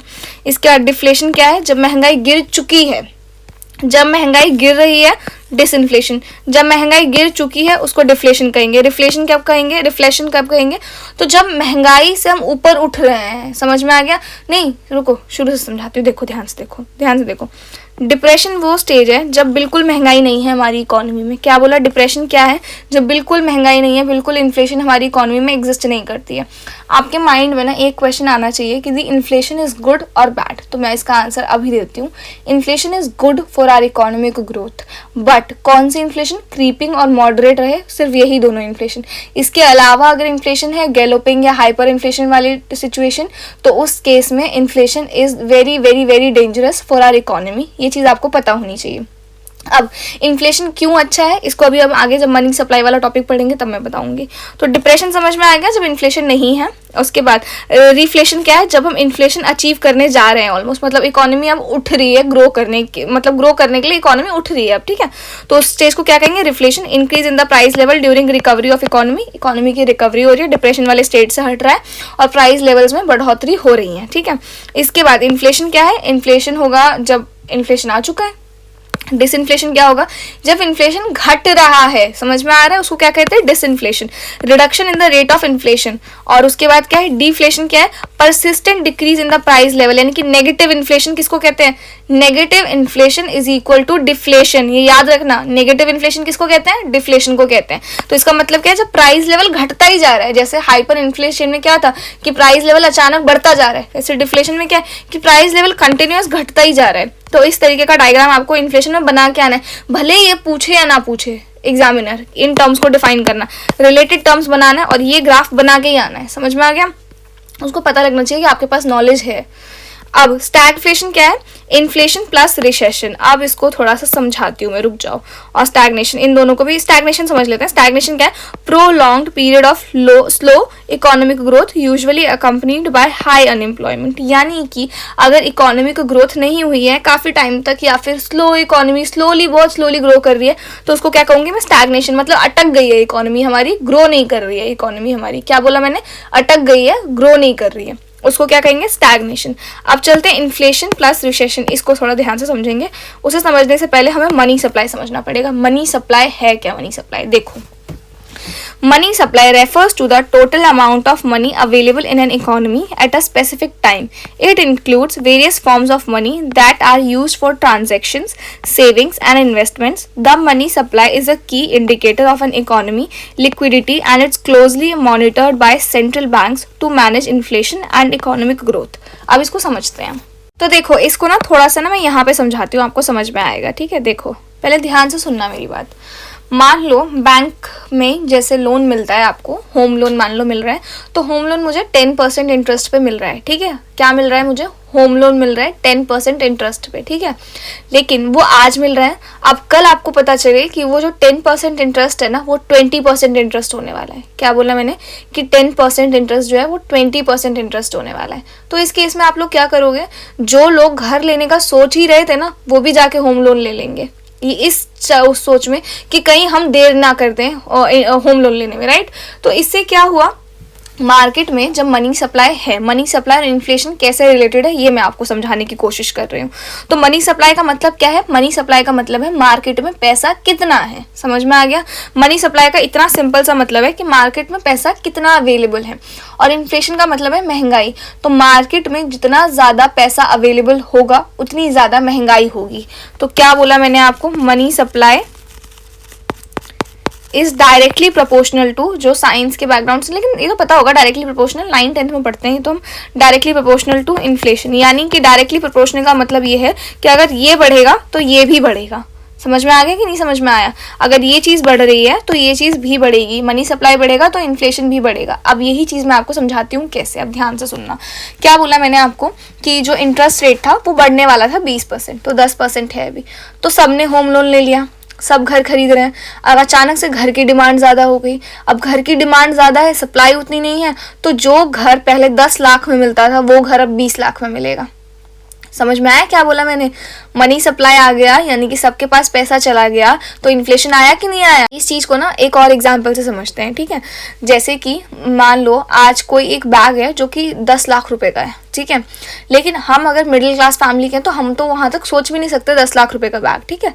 लेकिन मान लो बाय एनी चांस हम भी करोड़पति बन गए, लखपति बन गए, तो अब हम भी क्या करेंगे, उस 10 लाख के बैग के बारे में सोचेंगे। और अब अगर हम बन गए यानी कि सब बन गए मान लो अब इकोनॉमी में, तो सब उस 10 लाख के बैग के बारे में सोचेंगे, है ना। अब वो जो 10 लाख का बैग था वो उतना वैल्यूएबल नहीं रहा। क्यों नहीं रहा, क्योंकि अब सब अफोर्ड कर सकते हैं ना 10 लाख का बैग। तो वो क्या करेगा, 10 लाख की जगह उस बैग की वैल्यू 50 लाख कर देगा वो कंपनी, ठीक है। अब क्या हुआ, आप सबके पास पैसा था ना, लेकिन पैसा था तो क्या हुआ, इन्फ्लेशन भी आ गया ना। इन्फ्लेशन क्यों आया, क्योंकि अब सब उस चीज़ को अफोर्ड कर पा रहे हैं, यानी कि सबके पास पैसा है। तो सिमिलरली मार्केट में भी यही चीज़ होती है, समझ में आ गया। जितना ज़्यादा पैसा मौजूद रहेगा मार्केट में उतनी ज़्यादा इन्फ्लेशन होगी, ये चीज़ आपको पता होनी चाहिए। आई होप मैंने अच्छा एग्जाम्पल देके आपको समझाया हो ये चीज़। अब इस चीज़ को ना, एक चीज़ मैं आपको बताना चाहती हूँ, जब मैंने आपसे क्वेश्चन पूछा कि इकोनॉमी जो है, वो इन्फ्लेशन जो है वो इकोनॉमी ग्रोथ के लिए क्यों ज़रूरी है ना, ये जानना ज़रूरी है। तो इन्फ्लेशन क्या करता है ना, डिमांड क्रिएट करता है। क्या बोला मैंने आपको, डिमांड क्रिएट करता है। मॉडरेट इन्फ्लेशन इकोनॉमी में डिमांड क्रिएट करता है। जब प्राइसेस थोड़े बढ़ते हैं लोग ज़्यादा स्पेंड करते हैं और इन्वेस्टमेंट्स करते हैं, जो प्रोडक्शन और जॉब्स बढ़ाता है। ये चीज़ आपको अगर अभी समझ में नहीं आई तो डोंट वरी, अभी जो हमारे 2 लेक्चर्स मिनिमम है, 2 से 3 लेक्चर्स हैं, जब हम मनी सप्लाई वाला पढ़ रहे होंगे ना, तो उसमें हम लोग इन्फ्लेशन को बार बार बीच में लेके आके इसका रेफरेंस लेके समझेंगे, क्योंकि money supply is related to inflation. क्या बोला मैंने, जितना ज्यादा मनी सप्लाई होगा उतना इन्फ्लेशन होगा, वाइस वर्सा, जितना इन्फ्लेशन होगा उतना मनी सप्लाई होगा। समझ में आ गया। अब और क्या होगा, क्या कहते हैं, इन्फ्लेशन बता दिया मैंने आपको ग्रोथ के लिए क्यों ज़रूरी है। अब एक चीज़ और मैं समझाती हूँ आपको। तो ये आपको मनी सप्लाई समझ में आ गया। अब इम्पॉर्टेंस ऑफ मनी सप्लाई ये है क्या, तो इन्फ्लेशन कंट्रोल करता है, central bank use control over money supply to manage inflation. अब इस लाइन का क्या मतलब है बताओ, तो आरबीआई को जब जब इन्फ्लेशन को कंट्रोल करना होता है, अगर जिनमें से जिनको नहीं पता मैं उनको बता देती हूँ, तो आरबीआई की एक कमेटी है monetary policy committee. Monetary policy committee का सिर्फ और सिर्फ काम यही है तय करना कि हर साल इन्फ्लेशन है या इन्फ्लेशन नहीं है। इन्फ्लेशन को रखना है, कितना रखना है इन्फ्लेशन को, हर साल 2 से 4% के बीच में रखना है इन्फ्लेशन। आप में से जो लोग द हिंदू एनालिसिस न्यूज़पेपर जो मैं करवाती हूँ उसको अगर फॉलो करते हो तो आपको एमपीसी कमेटी के बारे में पता होगा, मॉनेटरी पॉलिसी कमेटी, ठीक है। इन केस अगर आप लोग नहीं करते हो तो करना शुरू कर दो, ठीक है। तो फिर क्या बोला मैंने आपको, उस कमेटी का काम क्या है, 2 से 4% तक वो करना, इन्फ्लेशन को मेंटेन रखना। समझ में आया ये चीज़। अब मैंने क्या बोला, money supply is related to inflation. तो जब जब मुझे मार्केट में महंगाई कम करनी है तो मैं क्या करूँगी, मनी सप्लाई कंट्रोल करूंगी। समझ में आ गया, पैसे खींचूंगी मार्केट से बाहर। और जब जब मुझे इन्फ्लेशन लाना है तो मैं क्या करूंगी, पैसे डालूंगी मार्केट में। अब आप बोलोगे दी आप ऐसे बोल रहे हो जैसे पैसे डालना और पैसे मार्केट से लेना बहुत ईजी है। तो हाँ, इजी नहीं है मतलब, पर इसके लिए टूल्स हैं जो ये काम करते हैं, और हम ये टूल्स को ही आगे लेक्चर्स में डिस्कस करने वाले हैं। एग्जैक्टली वो कौन से टूल्स हैं जो इन्फ्लेशन को कंट्रोल करते हैं, इन्फ्लेशन को मनी सप्लाई के थ्रू कंट्रोल करते हैं। तो मनी सप्लाई, हम पैसे कैसे मार्केट से बाहर निकाल सकते हैं, इन चीज़ों को नेक्स्ट लेक्चर में करेंगे, ठीक है। तो too much money in the economy can lead to inflation, यानी कि इकोनॉमी में अगर बहुत सारा पैसा है तो उससे इन्फ्लेशन आ सकता है, while too little can lead to deflation, और अगर बहुत कम पैसा है तो डिफ्लेशन आ सकता है। Economic growth, an adequate money supply supports economic growth by facilitating trade, investments and employment, यानी कि अगर थोड़ा बहुत इन्फ्लेशन है, क्रीपिंग से आपका मॉडरेट लेवल का इन्फ्लेशन है तो वो मैनेजेबल है, वो गुड अच्छा कंसीडर किया जाता है हमारी इकोनॉमी के लिए। इसके बाद monetary policy, the central bank use tools, जैसे मैंने आपको बताया टूल्स का यूज हम लोग करते हैं, open market operations and interest rates, reserve requirements, इन चीज़ों का यूज करके हम लोग मनी सप्लाई को कंट्रोल करते हैं। तो एक बार लास्ट ना मैं आपको फटाफट रिवीजन करा देती हूँ, क्या बोला मैंने आपको, अभी जो चीज़ मैंने आपको बोली है कि महंगाई को कंट्रोल करते हैं हम लोग मनी सप्लाई के थ्रू। मार्केट में जितना ज़्यादा पैसा होगा उतनी ज़्यादा इन्फ्लेशन होगी, और इन्फ्लेशन हमारी इकोनॉमी के लिए सही है बट मॉडरेट लेवल तक। मॉडरेट से अगर वो गैलोपिंग और हाइपर इन्फ्लेशन की कंडीशन में जाता है तो वो हद से ज़्यादा नुकसानदायक है हमारी इकोनॉमी के लिए। समझ में आ गया?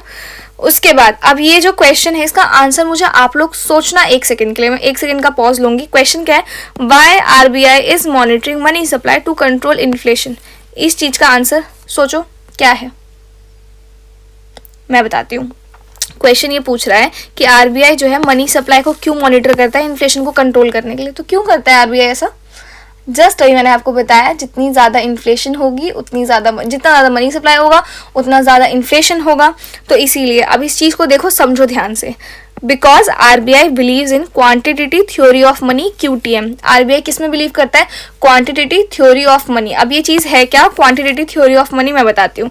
तो क्वांटिटेटिव थ्योरी ऑफ मनी क्या कहता है? It states that general price level of goods and services is directly proportional to the amount of money in circulation और मनी सप्लाई, यानी कि general price level of goods and services यानी कि inflation. समझ में आ गया? तो price levels of goods and services directly proportional है मनी सप्लाई के। तो ये दोनों आपस में रिलेटेड है, और इसी वजह से आरबीआई जो है ना क्वांटिटेटिव थ्योरी ऑफ मनी पे बिलीव करता है, और इसी वजह से आरबीआई मनी सप्लाई को कंट्रोल करता है इन्फ्लेशन को कंट्रोल में लाने के लिए। आई होप ये चीज़ मैंने आपको क्लियर की हो, बट इन केस अगर आपको कोई भी डाउट है तो मुझे कॉमेंट करना, क्योंकि जब मैं नेक्स्ट लेक्चर स्टार्ट करूँगी तो स्टार्टिंग में मैं आपके डाउट का सॉल्यूशन दूंगी, क्योंकि कोई फ़ायदा नहीं है ऐसे समझने का। आगे आप लोग ये समझ लो कि इस कॉन्सेप्ट को रट लेंगे, ऐसे कर लेंगे ना, बिल्कुल नहीं। यूपीएससी अपनी तरफ से ही कुछ अलग कर देगा यार, और अगर आप लोगों ने समझा होगा ना तो इजीली क्वेश्चन अटेम्प्ट करके आओगे। इसलिए जो भी डाउट आ रहा है, नहीं समझ में आ रहा है समझ में, क्या डाउट है सब बताना मुझे कमेंट में, मैं उसका आंसर करूंगी, ठीक है। अब चलते हैं बॉन्ड्स की तरफ। तो ये कम्प्लीटली नया कॉन्सेप्ट है, यहाँ से बॉन्ड्स है क्या समझते हैं इसको। तो बॉन्ड एक पीस ऑफ पेपर है, ऐसा ये अग्रीमेंट होता है एक, समझ में आ गया। बॉन्ड एक अग्रीमेंट है, इस तरीके से इसको ध्यान रखो। अब ये है क्या अग्रीमेंट, तो कभी भी ना क्या होता है, जैसे हमारी गवर्नमेंट है उसको लोन लेना होता है हमारी गवर्नमेंट को, ठीक है। तो हमारी गवर्नमेंट किससे लोन लेगी? आरबीआई से लोन लेगी। तो गवर्नमेंट अगर आरबीआई के पास जाता है कि मेरे को लोन चाहिए इतने पैसों का, तो अब गवर्नमेंट क्या कोलेटरल देगी? अगर मुझे लोन चाहिए तो मैं बैंक के पास जाके अपने गोल्ड के ज्वेलरी रख दूंगी, प्रॉपर्टी के पेपर्स दे दूंगी, और इससे ज़्यादा हम क्या कर सकते हैं, राइट। बट अगर गवर्नमेंट को चाहिए होगा लोन तो गवर्नमेंट क्या करेगा? गवर्नमेंट तो ये नहीं बोल सकता ना मैं गवर्नमेंट हूँ तो मुझे लोन दे दो, या मैं प्राइम मिनिस्टर होकर लोन मांग रहा हूँ तो मुझे लोन दे दो, नहीं, ऐसा नहीं होता है, ठीक है।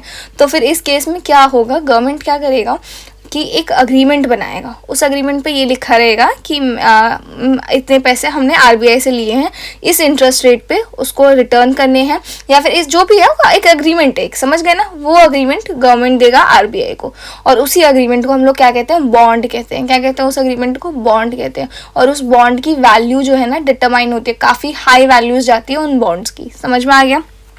तो bond is a debt instrument, कर्जा लेने के लिए काम आता है, इशूड बाय अ कॉर्पोरेशन, और इसको कोई भी इशू कर सकता है। एक बिग कॉर्पोरेशन इशू कर सकता है, गवर्नमेंट इशू कर सकता है, और other entity to raise capital, किस लिए? पैसा लेने के लिए। एक सेकेंड, हाँ ये रिकॉर्ड हो रहा है ना, हाँ ठीक है। To raise capital while you buy a bond you are essentially lending money to the issuer in exchange of periodic interest payments called coupon payments and the return of the principal amount, the face value of the bond when the bond matures। इसका मतलब क्या है, मैं आपको थोड़ा सा detail में आपको समझा देती हूँ। बॉन्ड क्या है? बॉन्ड एक पीस ऑफ पेपर है। वो पीस ऑफ पेपर क्या होता है कि एक अग्रीमेंट है कि मैंने इससे पैसे लिए हैं, इतने इंटरेस्ट रेट पे लिए हैं, इतने दिन तक मुझे दे देने हैं, या फिर इसका, और ये चीज़ पूरी तय हो जाती है, ठीक है। अब उस बॉन्ड की वैल्यू डिसाइड होती है, जैसे कि मान लो, रुक जाओ शुरू से समझते हैं इसको। देखो क्या बताया मैंने आपको, एक पीस ऑफ पेपर है बॉन्ड, और बॉन्ड एक तरीके से अग्रीमेंट है। क्या है? एक अग्रीमेंट है। जिस इस बॉन्ड, अब ये इस अग्रीमेंट की ना वैल्यू डिसाइड होती है। मान लो 100 रुपये का है ये अग्रीमेंट, यानी कि 100 रुपये का है ये बॉन्ड, और 10% इंटरेस्ट के साथ है। किसके साथ है? 10% इंटरेस्ट के साथ है।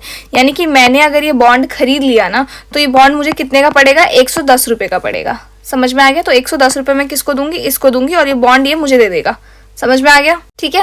लेकिन अब आप लोग ये ज़रूर सोच रहे हो कि दी ऐसा क्यों कर रहे हैं, मतलब ये बॉन्ड अगर आप अपने पास रख रहे हो, उसको 110 रुपये दे रहे हो, तो इस बॉन्ड से आपको क्या प्रॉफिट है? अगर आप इस बॉन्ड को नेक्स्ट किसी और बंदे को भी सेल करते हो, तो फिर भी तो आपको 110 रुपये ही मिलेंगे ना, क्योंकि इस बॉन्ड का प्राइस 100 रुपये है, इसका 10% है। अगर ये डाउट नहीं आ रहा है तो आप लोग नहीं समझ रहे हो ठीक से।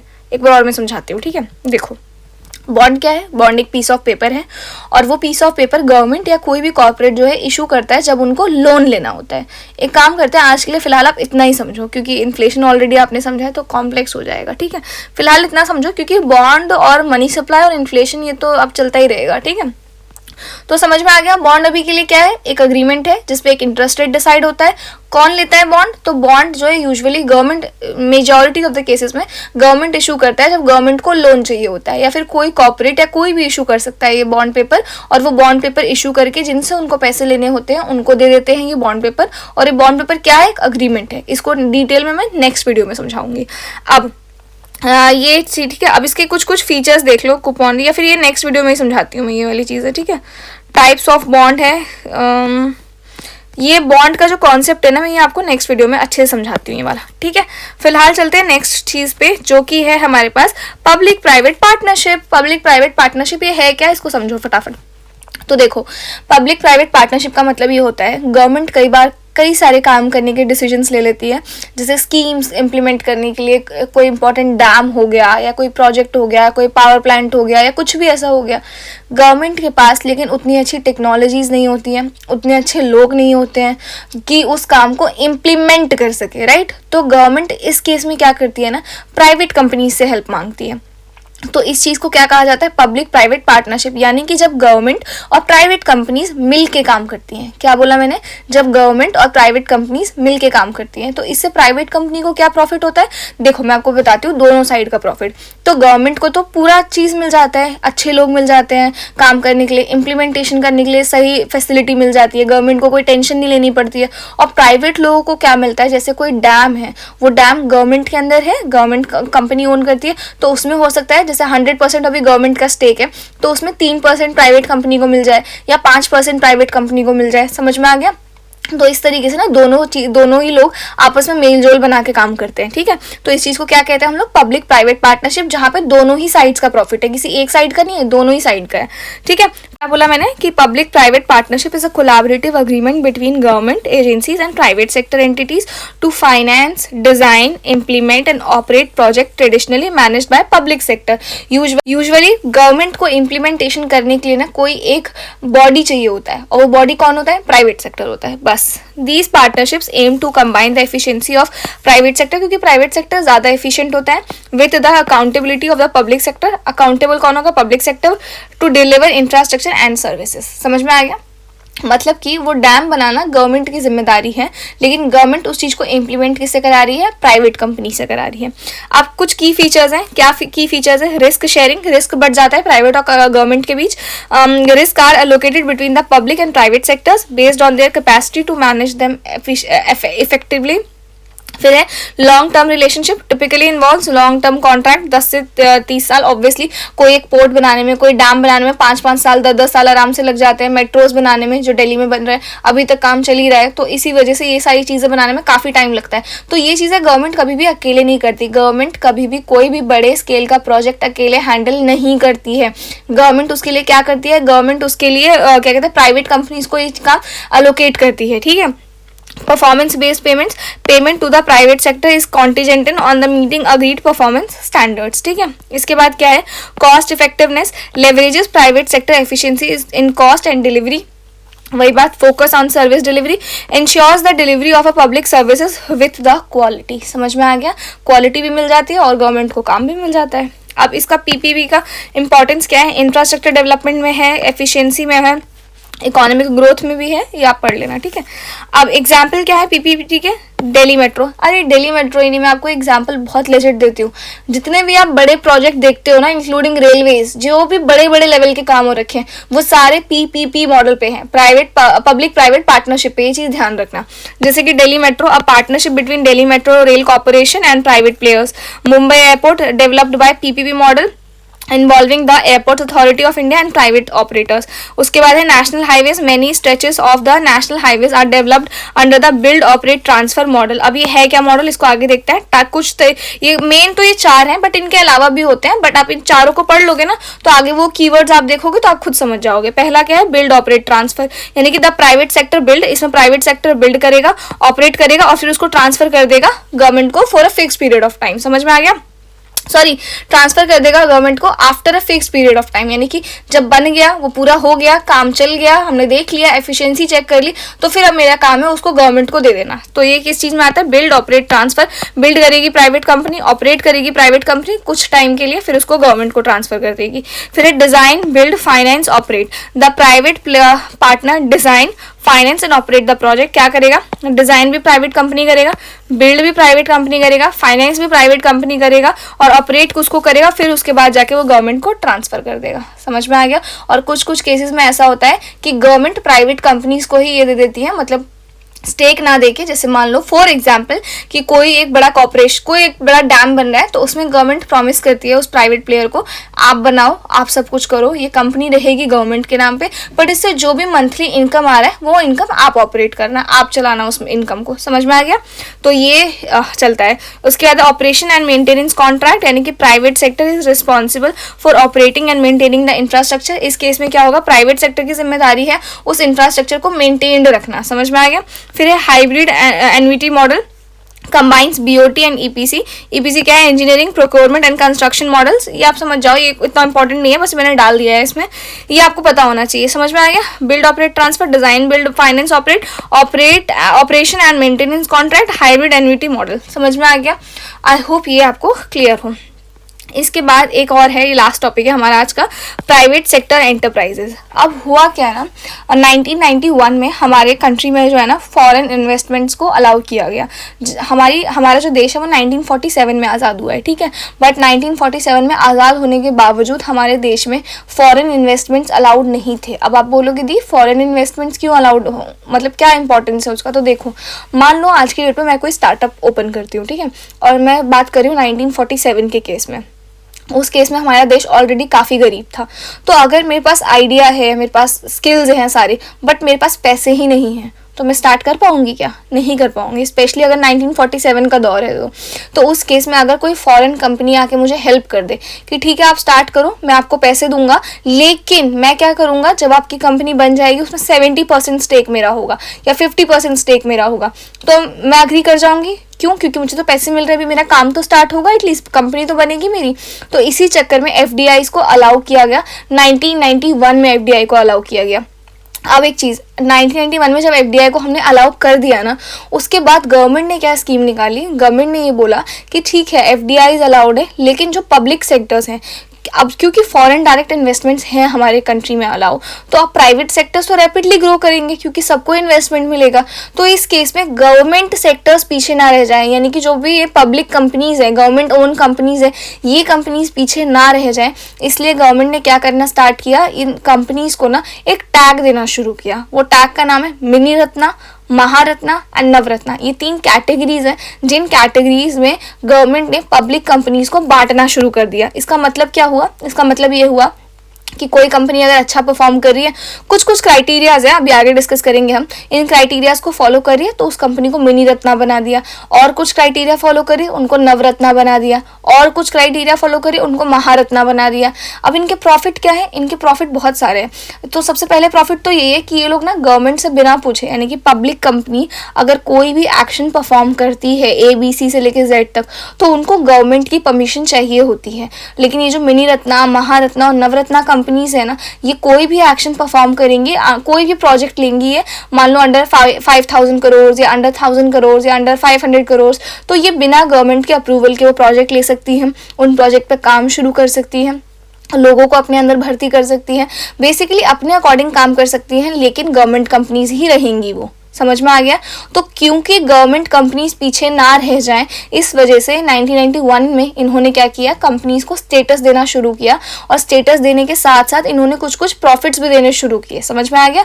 तो अब हम वही पढ़ेंगे कि किसी भी कंपनी को ऐसे कौन से रूल्स हैं जो फॉलो करने होते हैं मिनी रत्ना, नवरत्ना या महारत्ना कैटेगरी में आने के लिए। ठीक है, तो पहला है 1991 में government started to give public sector enterprises mini Ratna, Maharatna and Navratna status to make public sector more competitive and efficient by taking independent decisions, ताकि पब्लिक सेक्टर अपने डिसीजंस ले सके, एफिशिएंट रहे। सबसे बड़ी बात तो एफिशिएंसी बनी रहे।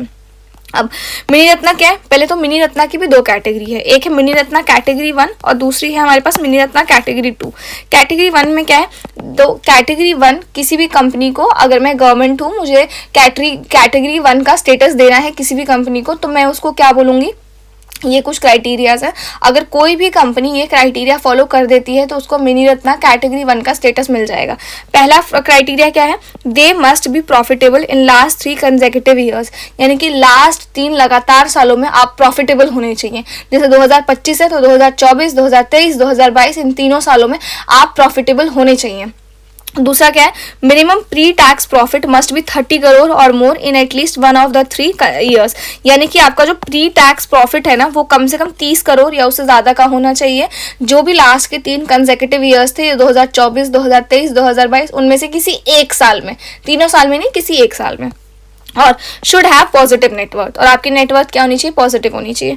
तो आपसे ये तो मुश्किल ही एग्जाम में पूछेगा, लेकिन ये जरूर आए हैं, और ये जो पूछे गए हैं ना, मैंने वही एग्जाम्पल्स इनमें इंक्लूड कर दिए हैं। एक दो और जो मुझे इंपॉर्टेंट लगे, मुझे इजीली गूगल पे मिल गए, मैंने वो डाल दिए हैं। ठीक है, तो क्या है? एयरपोर्ट अथॉरिटी ऑफ इंडिया, ये मिनी रत्ना कैटेगरी 1 की कंपनी है। और retail corporation of India limited, ये भी कैटेगरी 1 की है। भारत डायनेमिक्स लिमिटेड, ये भी कैटेगरी 1 की है। इंडियन टूरिज्म डेवलपमेंट कॉर्पोरेशन, ये भी कैटेगरी 1 का है। Export credit guarantee corporation of India, ये भी कैटेगरी 1 का है। और मैग्नीज और इंडिया लिमिटेड, ये भी कैटेगरी 1 का है।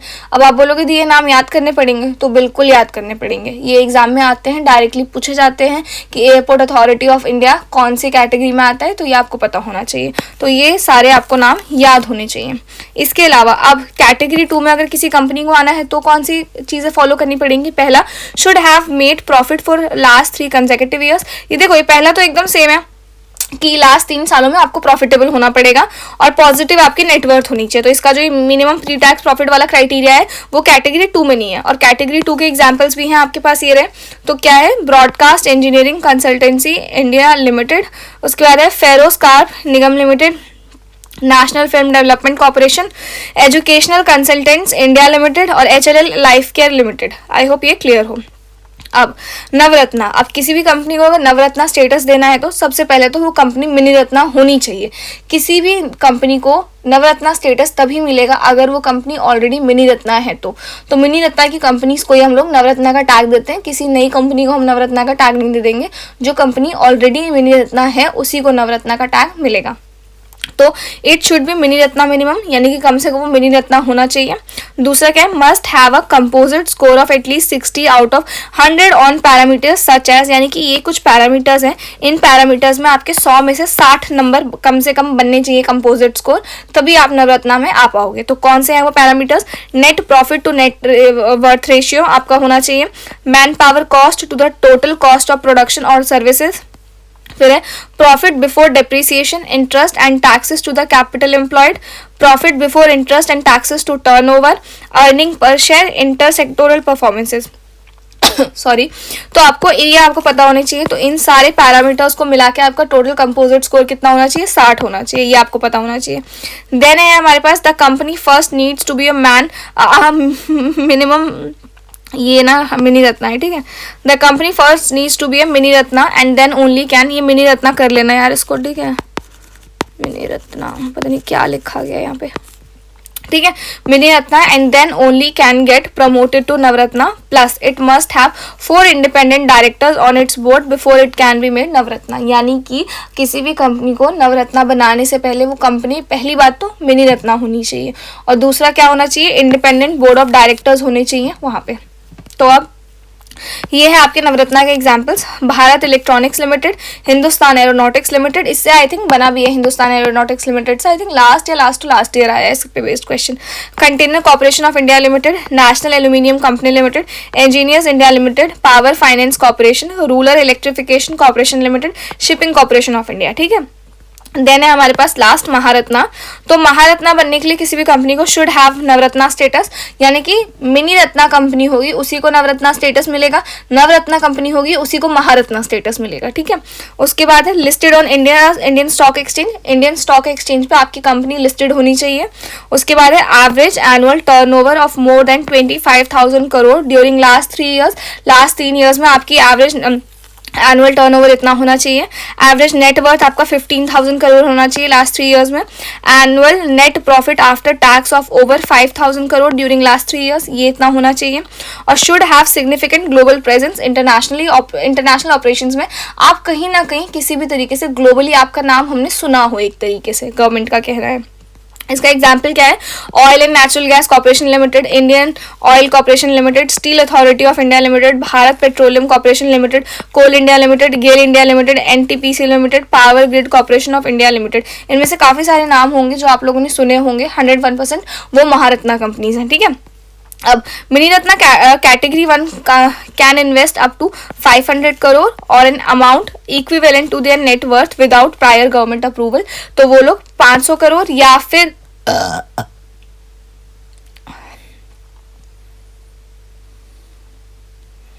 जो उनका नेटवर्थ है उतना इन्वेस्ट कर सकते हैं किसी भी कंपनी में, समझ में आ गया, विदा गवर्नमेंट के अप्रूवल के। इसके बाद है कैटेगरी 2 कितना कर सकते हैं, 300 करोड़ और 50% ऑफ देयर नेटवर्थ, उनके नेटवर्थ का 50%। Navratna can invest up to 1,000 crore और 15% of their net worth whichever is low in a single project without government approval. ये आप याद रखना, दोनों में से जो भी कम होगा उतना वो इन्वेस्ट कर सकते हैं। देन है Maharatna can invest up to 5,000 crore, Maharatna कितना कर सकता है, 5,000 करोड़ और 15% ऑफ देयर नेटवर्थ आएगा यहाँ पे, ठीक है। एक second, net worth in a single project without seeking government approval, समझ में आ गया ये। इसके बाद है दी स्टेटस, अच्छा हाँ, ये स्टेटस देता कौन है किसी भी कंपनी को, गवर्नमेंट में आपको पता होगा हर एक काम करने के लिए एक स्पेसिफिक मिनिस्ट्री, और मिनिस्ट्री के अंदर भी 50 काम होते हैं, उन सारे 50 काम के लिए अलग अलग डिपार्टमेंट्स बने हुए हैं, राइट। तो ये जो काम है स्पेसिफिकली किसी भी कंपनी को प्रमोट करने का, ये काम कौन करता है, ये काम करता है department of public enterprises under ministry of finance. पहले ये मिनिस्ट्री ऑफ फाइनेंस के अंदर था, डिपार्टमेंट ऑफ पब्लिक एंटरप्राइजेस, लेकिन आज अगर आपसे एग्जाम में पूछा जाएगा तो मिनिस्ट्री ऑफ हेवी इंडस्ट्रीज के अंदर है ये, ठीक है। ये आपको पता होना चाहिए। तो कौन सा डिपार्टमेंट है जो ये अलोकेट करता है, डिपार्टमेंट ऑफ पब्लिक एंटरप्राइजेस। किस मिनिस्ट्री के अंदर है ये, मिनिस्ट्री ऑफ हेवी इंडस्ट्रीज। पहले किस मिनिस्ट्री के अंदर था ये, ministry of finance earlier. I hope ये आपको क्लियर हो। तो ये थे हमारे आज का पूरा कॉन्सेप्ट, मैंने पूरी कोशिश की है आप लोगों को डिटेल में अच्छे से समझाने की। फिर भी कोई डाउट हो तो मेक श्योर कमेंट, और मैं जेन्युइनली ये चीज़ बोल रही हूँ, अगर आप लोग चाहते हो मैं नेक्स्ट लेक्चर जल्दी जल्दी लेके आऊँ तो do comment down below, like this video, share this with your friend. Last video में ना मैंने बिल्कुल भी एक्सपेक्ट नहीं किया था कि मुझे इतना अच्छा रिस्पॉन्स मिलेगा, I am genuinely saying this. तो इस वजह से ना इस बार मैंने अपने मन में ये टारगेट रखा है कि अगर इस वीडियो पर मुझे 300 के आसपास लाइक्स मिल जाते हैं तो मैं पक्का इसका जो पार्ट 3 होगा उसके नेक्स्ट डे मैं अपलोड कर दूँगी, ठीक है। तो स्टार्ट करते हैं प्रैक्टिस क्वेश्चंस। अब इन पे बेस्ड ना जो भी हमने कॉन्सेप्ट्स पढ़े हैं ना, इन पे बेस्ड किस तरीके से क्वेश्चन आपसे पूछे जा सकते हैं ये देख लेते हैं फटाफट से। What is the primary cause of demand pull inflation, primary cause क्या है डिमांड पुल इन्फ्लेशन का, इनमें से decrease in the supply of raw material,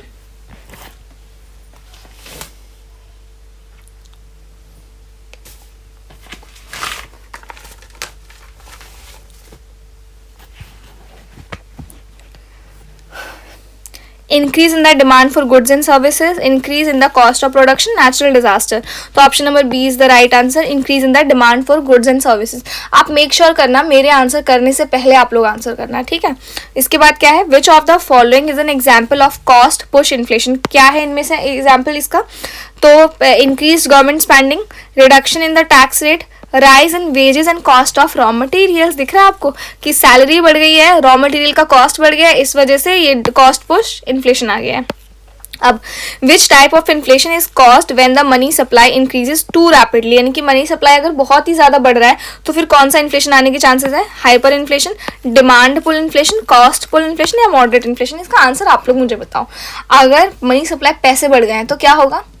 पैसे बढ़ गए हैं यानी कि हर कोई डिमांड करेगा, डिमांड ज़्यादा बढ़ जाएगी, तो option number B is the right answer. ठीक है। अब hyper inflation is best described as inflation that exceeds what percentage annually, कितना परसेंटेज बताया था मैंने आपको? 50%। B is the right answer. इसके बाद है which of the following is not a feature of hyper inflation, इनमें से कौन सा हाइपर इन्फ्लेशन का फीचर नहीं है? Collapse of currency value, absolutely yes, collapse हो जाएगा। हाई एम्प्लॉयमेंट, अनएम्प्लॉयमेंट सॉरी, ये भी हो जाएगा। राइजिंग प्रोडक्शन कॉस्ट, ये भी हो जाएगा। Stable interest rate, stable interest rate रहेगा, हाईली अनस्टेबल इंटरेस्ट रेट रहेगा, तो option number D is the right answer. फिर है हमारे पास which of the following is the primary objective of controlling the money supply, इनमें से कौन सा मनी सप्लाई को कंट्रोल करने के लिए प्राइमरी ऑब्जेक्टिव है? तो option number B, to control inflation. Then है हमारे पास which of the following is likely cause of cost push inflation, कौन सा इनमें से रीजन है कॉस्ट पुश इन्फ्लेशन के बिहाइंड? तो इसका आंसर देखते हैं। Increased consumer spending, no. Reduced wages in the economy, no. Higher cost of raw material and labor, just अभी हमने देखा है इसी से सिमिलर क्वेश्चन, तो ऑप्शन नंबर सी। फिर है हमारा विच committee recommended reforms in the PPP framework in India 2015, ये मैं आपको पॉइंट बताना भूल गई, अच्छा मैंने क्वेश्चन ऐड कर दिया था। तो ये वाला जो मॉडल हमने पढ़ा ना, कहाँ गया? PPP model, public private partnership, ये वाला। तो हुआ क्या था ना, 2015 में गवर्नमेंट ने कमेटी बनाई थी जिसका नाम था विजय केलकर कमेटी, जिसके चेयरमैन थे विजय Kelkar sir ji.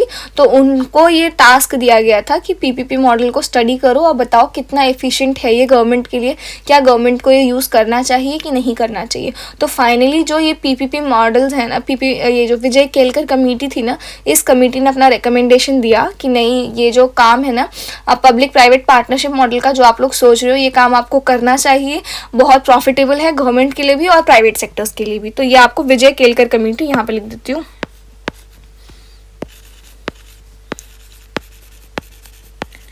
Recommended by Vijay Kelkar committee. I hope ये चीज क्लियर हो। ठीक है, और इसी वजह से मैंने ये क्वेश्चन ऐड किया था ताकि मैं भूल ना जाऊं बताना। कितना कर लिया हमने? 5th हो गया, 6th हो गया था, 7th हो गया था, 8th। तो 8th का नाम क्या है? देखो कौन सा है? दीपक पारेख कमेटी, नहीं, Rangarajan committee, Kelkar committee. Option number C is the right answer, Kelkar committee. इनमें पूरा नाम नहीं लिखा है लेकिन पूरा नाम है विजय केलकर कमेटी। ठीक है, अब इसके बाद है हमारे पास 8th question, which of the following is a feature of public private partnership, PPP का फीचर कौन सा है इनमें से? तो फर्स्ट है complete ownership by the private sector, short term contract, risk sharing between public and private sector. तो option number सी जो है हमारा वो एकदम सही है। इसके बाद है हमारे पास which of the following is a pre requisites for a public sector enterprise to attain Navratna, क्या है इनमें से? Mini Ratna category 2 status, mini Ratna category 1 status, Maharatna status, profit making of नहीं, ये तो है ही नहीं। देखो मैं आपको शुरू से हिला के बताती हूँ, मिनी रत्ना कैटेगरी 2 किसी को भी मिलता है पहले कि आप मिनी रत्ना कैटेगरी 2 हो, कैटेगरी 2 से वो फिर कैटेगरी 1 में जाते हैं, कैटेगरी 1 से फिर वो नवरत्ना, नवरत्ना से देन महारत्ना। तो पहले जो स्टेटस मिलेगा प्री रिक्विजिट्स जो है किसी भी कंपनी को फॉलो करना पड़ेगा, वो है कैटेगरी 1 का स्टेटस। ठीक है, नवरत्ना बनने के लिए। This is the last question, ये है which of the following is not a criteria for granting Maharatna status to public sector enterprise, क्या क्राइटेरिया नहीं है इसमें से? तो net profit of over 5000 crore for 3 consecutive years, ये तो है, अभी देखा हमने। फिर है average annual turnover of 25,000 crore over the last 3 years, ये भी हमने देखा। फिर है हमारे पास composite score of 60 out of 100, नहीं देखो ये कंपोजिट स्कोर वाला कॉन्सेप्ट किसमें था? नवरत्ना वाले में था, तो ये ऑप्शन आपका सही हो जाएगा। आई होप सीरियसली आप लोगों को आज का लेक्चर पसंद आया हो। अगर आया है तो do like this video, share this with your friend, comment down below. And one more important thing, अगर इस वीडियो पर मुझे अच्छा रिस्पॉन्स मिलेगा उसी के नेक्स्ट डे मैं अपलोड कर दूँगी इसका पार्ट 3। ठीक है, तो make sure to like this video, at least 300 likes करा दो यार प्लीज़। ठीक है, तो अब स्टार्ट करते हैं। और हाँ, ये ना कुछ होमवर्क क्वेश्चंस है, ठीक है, इनको देख लो आप लोग। इसका आंसर मुझे कमेंट सेक्शन में ज़रूर देना, बता रही हूँ मैं एकदम अच्छे से, तब मुझे समझ में आएगा कि आप लोगों को आ रहा है समझ। पहला क्वेश्चन क्या है? Which of the following public sector enterprise is categorize as a mini Ratna category 2 company, इनमें से कौन सा है? Then, what is the primary benefit for a public sector enterprise after attaining Navratna status? Then, consider the following statements regarding Maharatna companies. In statements में से बताना. Then है हमारे पास, अच्छा बस यही 3 थे, तो इन्हीं 3 का आंसर आपको मुझे देना है. अब देखो मैं आपको एक चीज़ दिखाती हूँ. मैंने मेंस आंसर राइटिंग आज के वीडियो में मैंने सोचा था मैं इंक्लूड करूँगी, बट ये ना अभी कंप्लीट नहीं हुआ, इस वजह से मैंने अभी इसको करा नहीं इसको इंक्लूड, पर नेक्स्ट वीडियो में मैं कर दूँगी इंक्लूड. पर इससे पहले आप एक चीज़ देख रहे हो, ये देखो, ये जो क्वेश्चन है मैंने आपसे लास्ट वीडियो में पूछा था, distinguish between GDP and GNP, how do these indicators reflect the economic performance of a country. सच्ची सच्ची बताना, आप लोगों में से कितने लोगों ने मेंस आंसर राइटिंग की प्रैक्टिस की है. मुझे नहीं लगता आप लोगों ने किया. अगर की है ना तो मुझे कमेंट में येस ज़रूर लिखना कि आप लोगों ने किया है. जस्ट टाइप येस, ठीक है, तो मुझे समझ आ जाएगा. ये 3 क्वेश्चन है, 1, 2 एंड 3 एंड 4th क्वेश्चन है, क्या आप लोगों ने मेंस के जो मैंने पिछले बार क्वेश्चंस दिए थे उनको अटेम्प्ट किया है या नहीं किया है. वैसे मैं कराऊंगी इनको नेक्स्ट वर्ड में. आपको पता होना चाहिए फॉर्मेट क्या है, कीवर्ड क्या है एग्जैक्टली, किस कीवर्ड को टारगेट करके हमको आंसर लिखना है. तो ये हम करने वाले हैं नेक्स्ट वीडियो में, ठीक है. आई होप आज का लेक्चर आपको पसंद आया हो. एंड ये नोट्स चाहिए तो वो आपको टेलीग्राम चैनल पे मिल जाएंगे. टेलीग्राम चैनल का लिंक आपको डिस्क्रिप्शन में मिल जाएगा. And I will see you in the next video.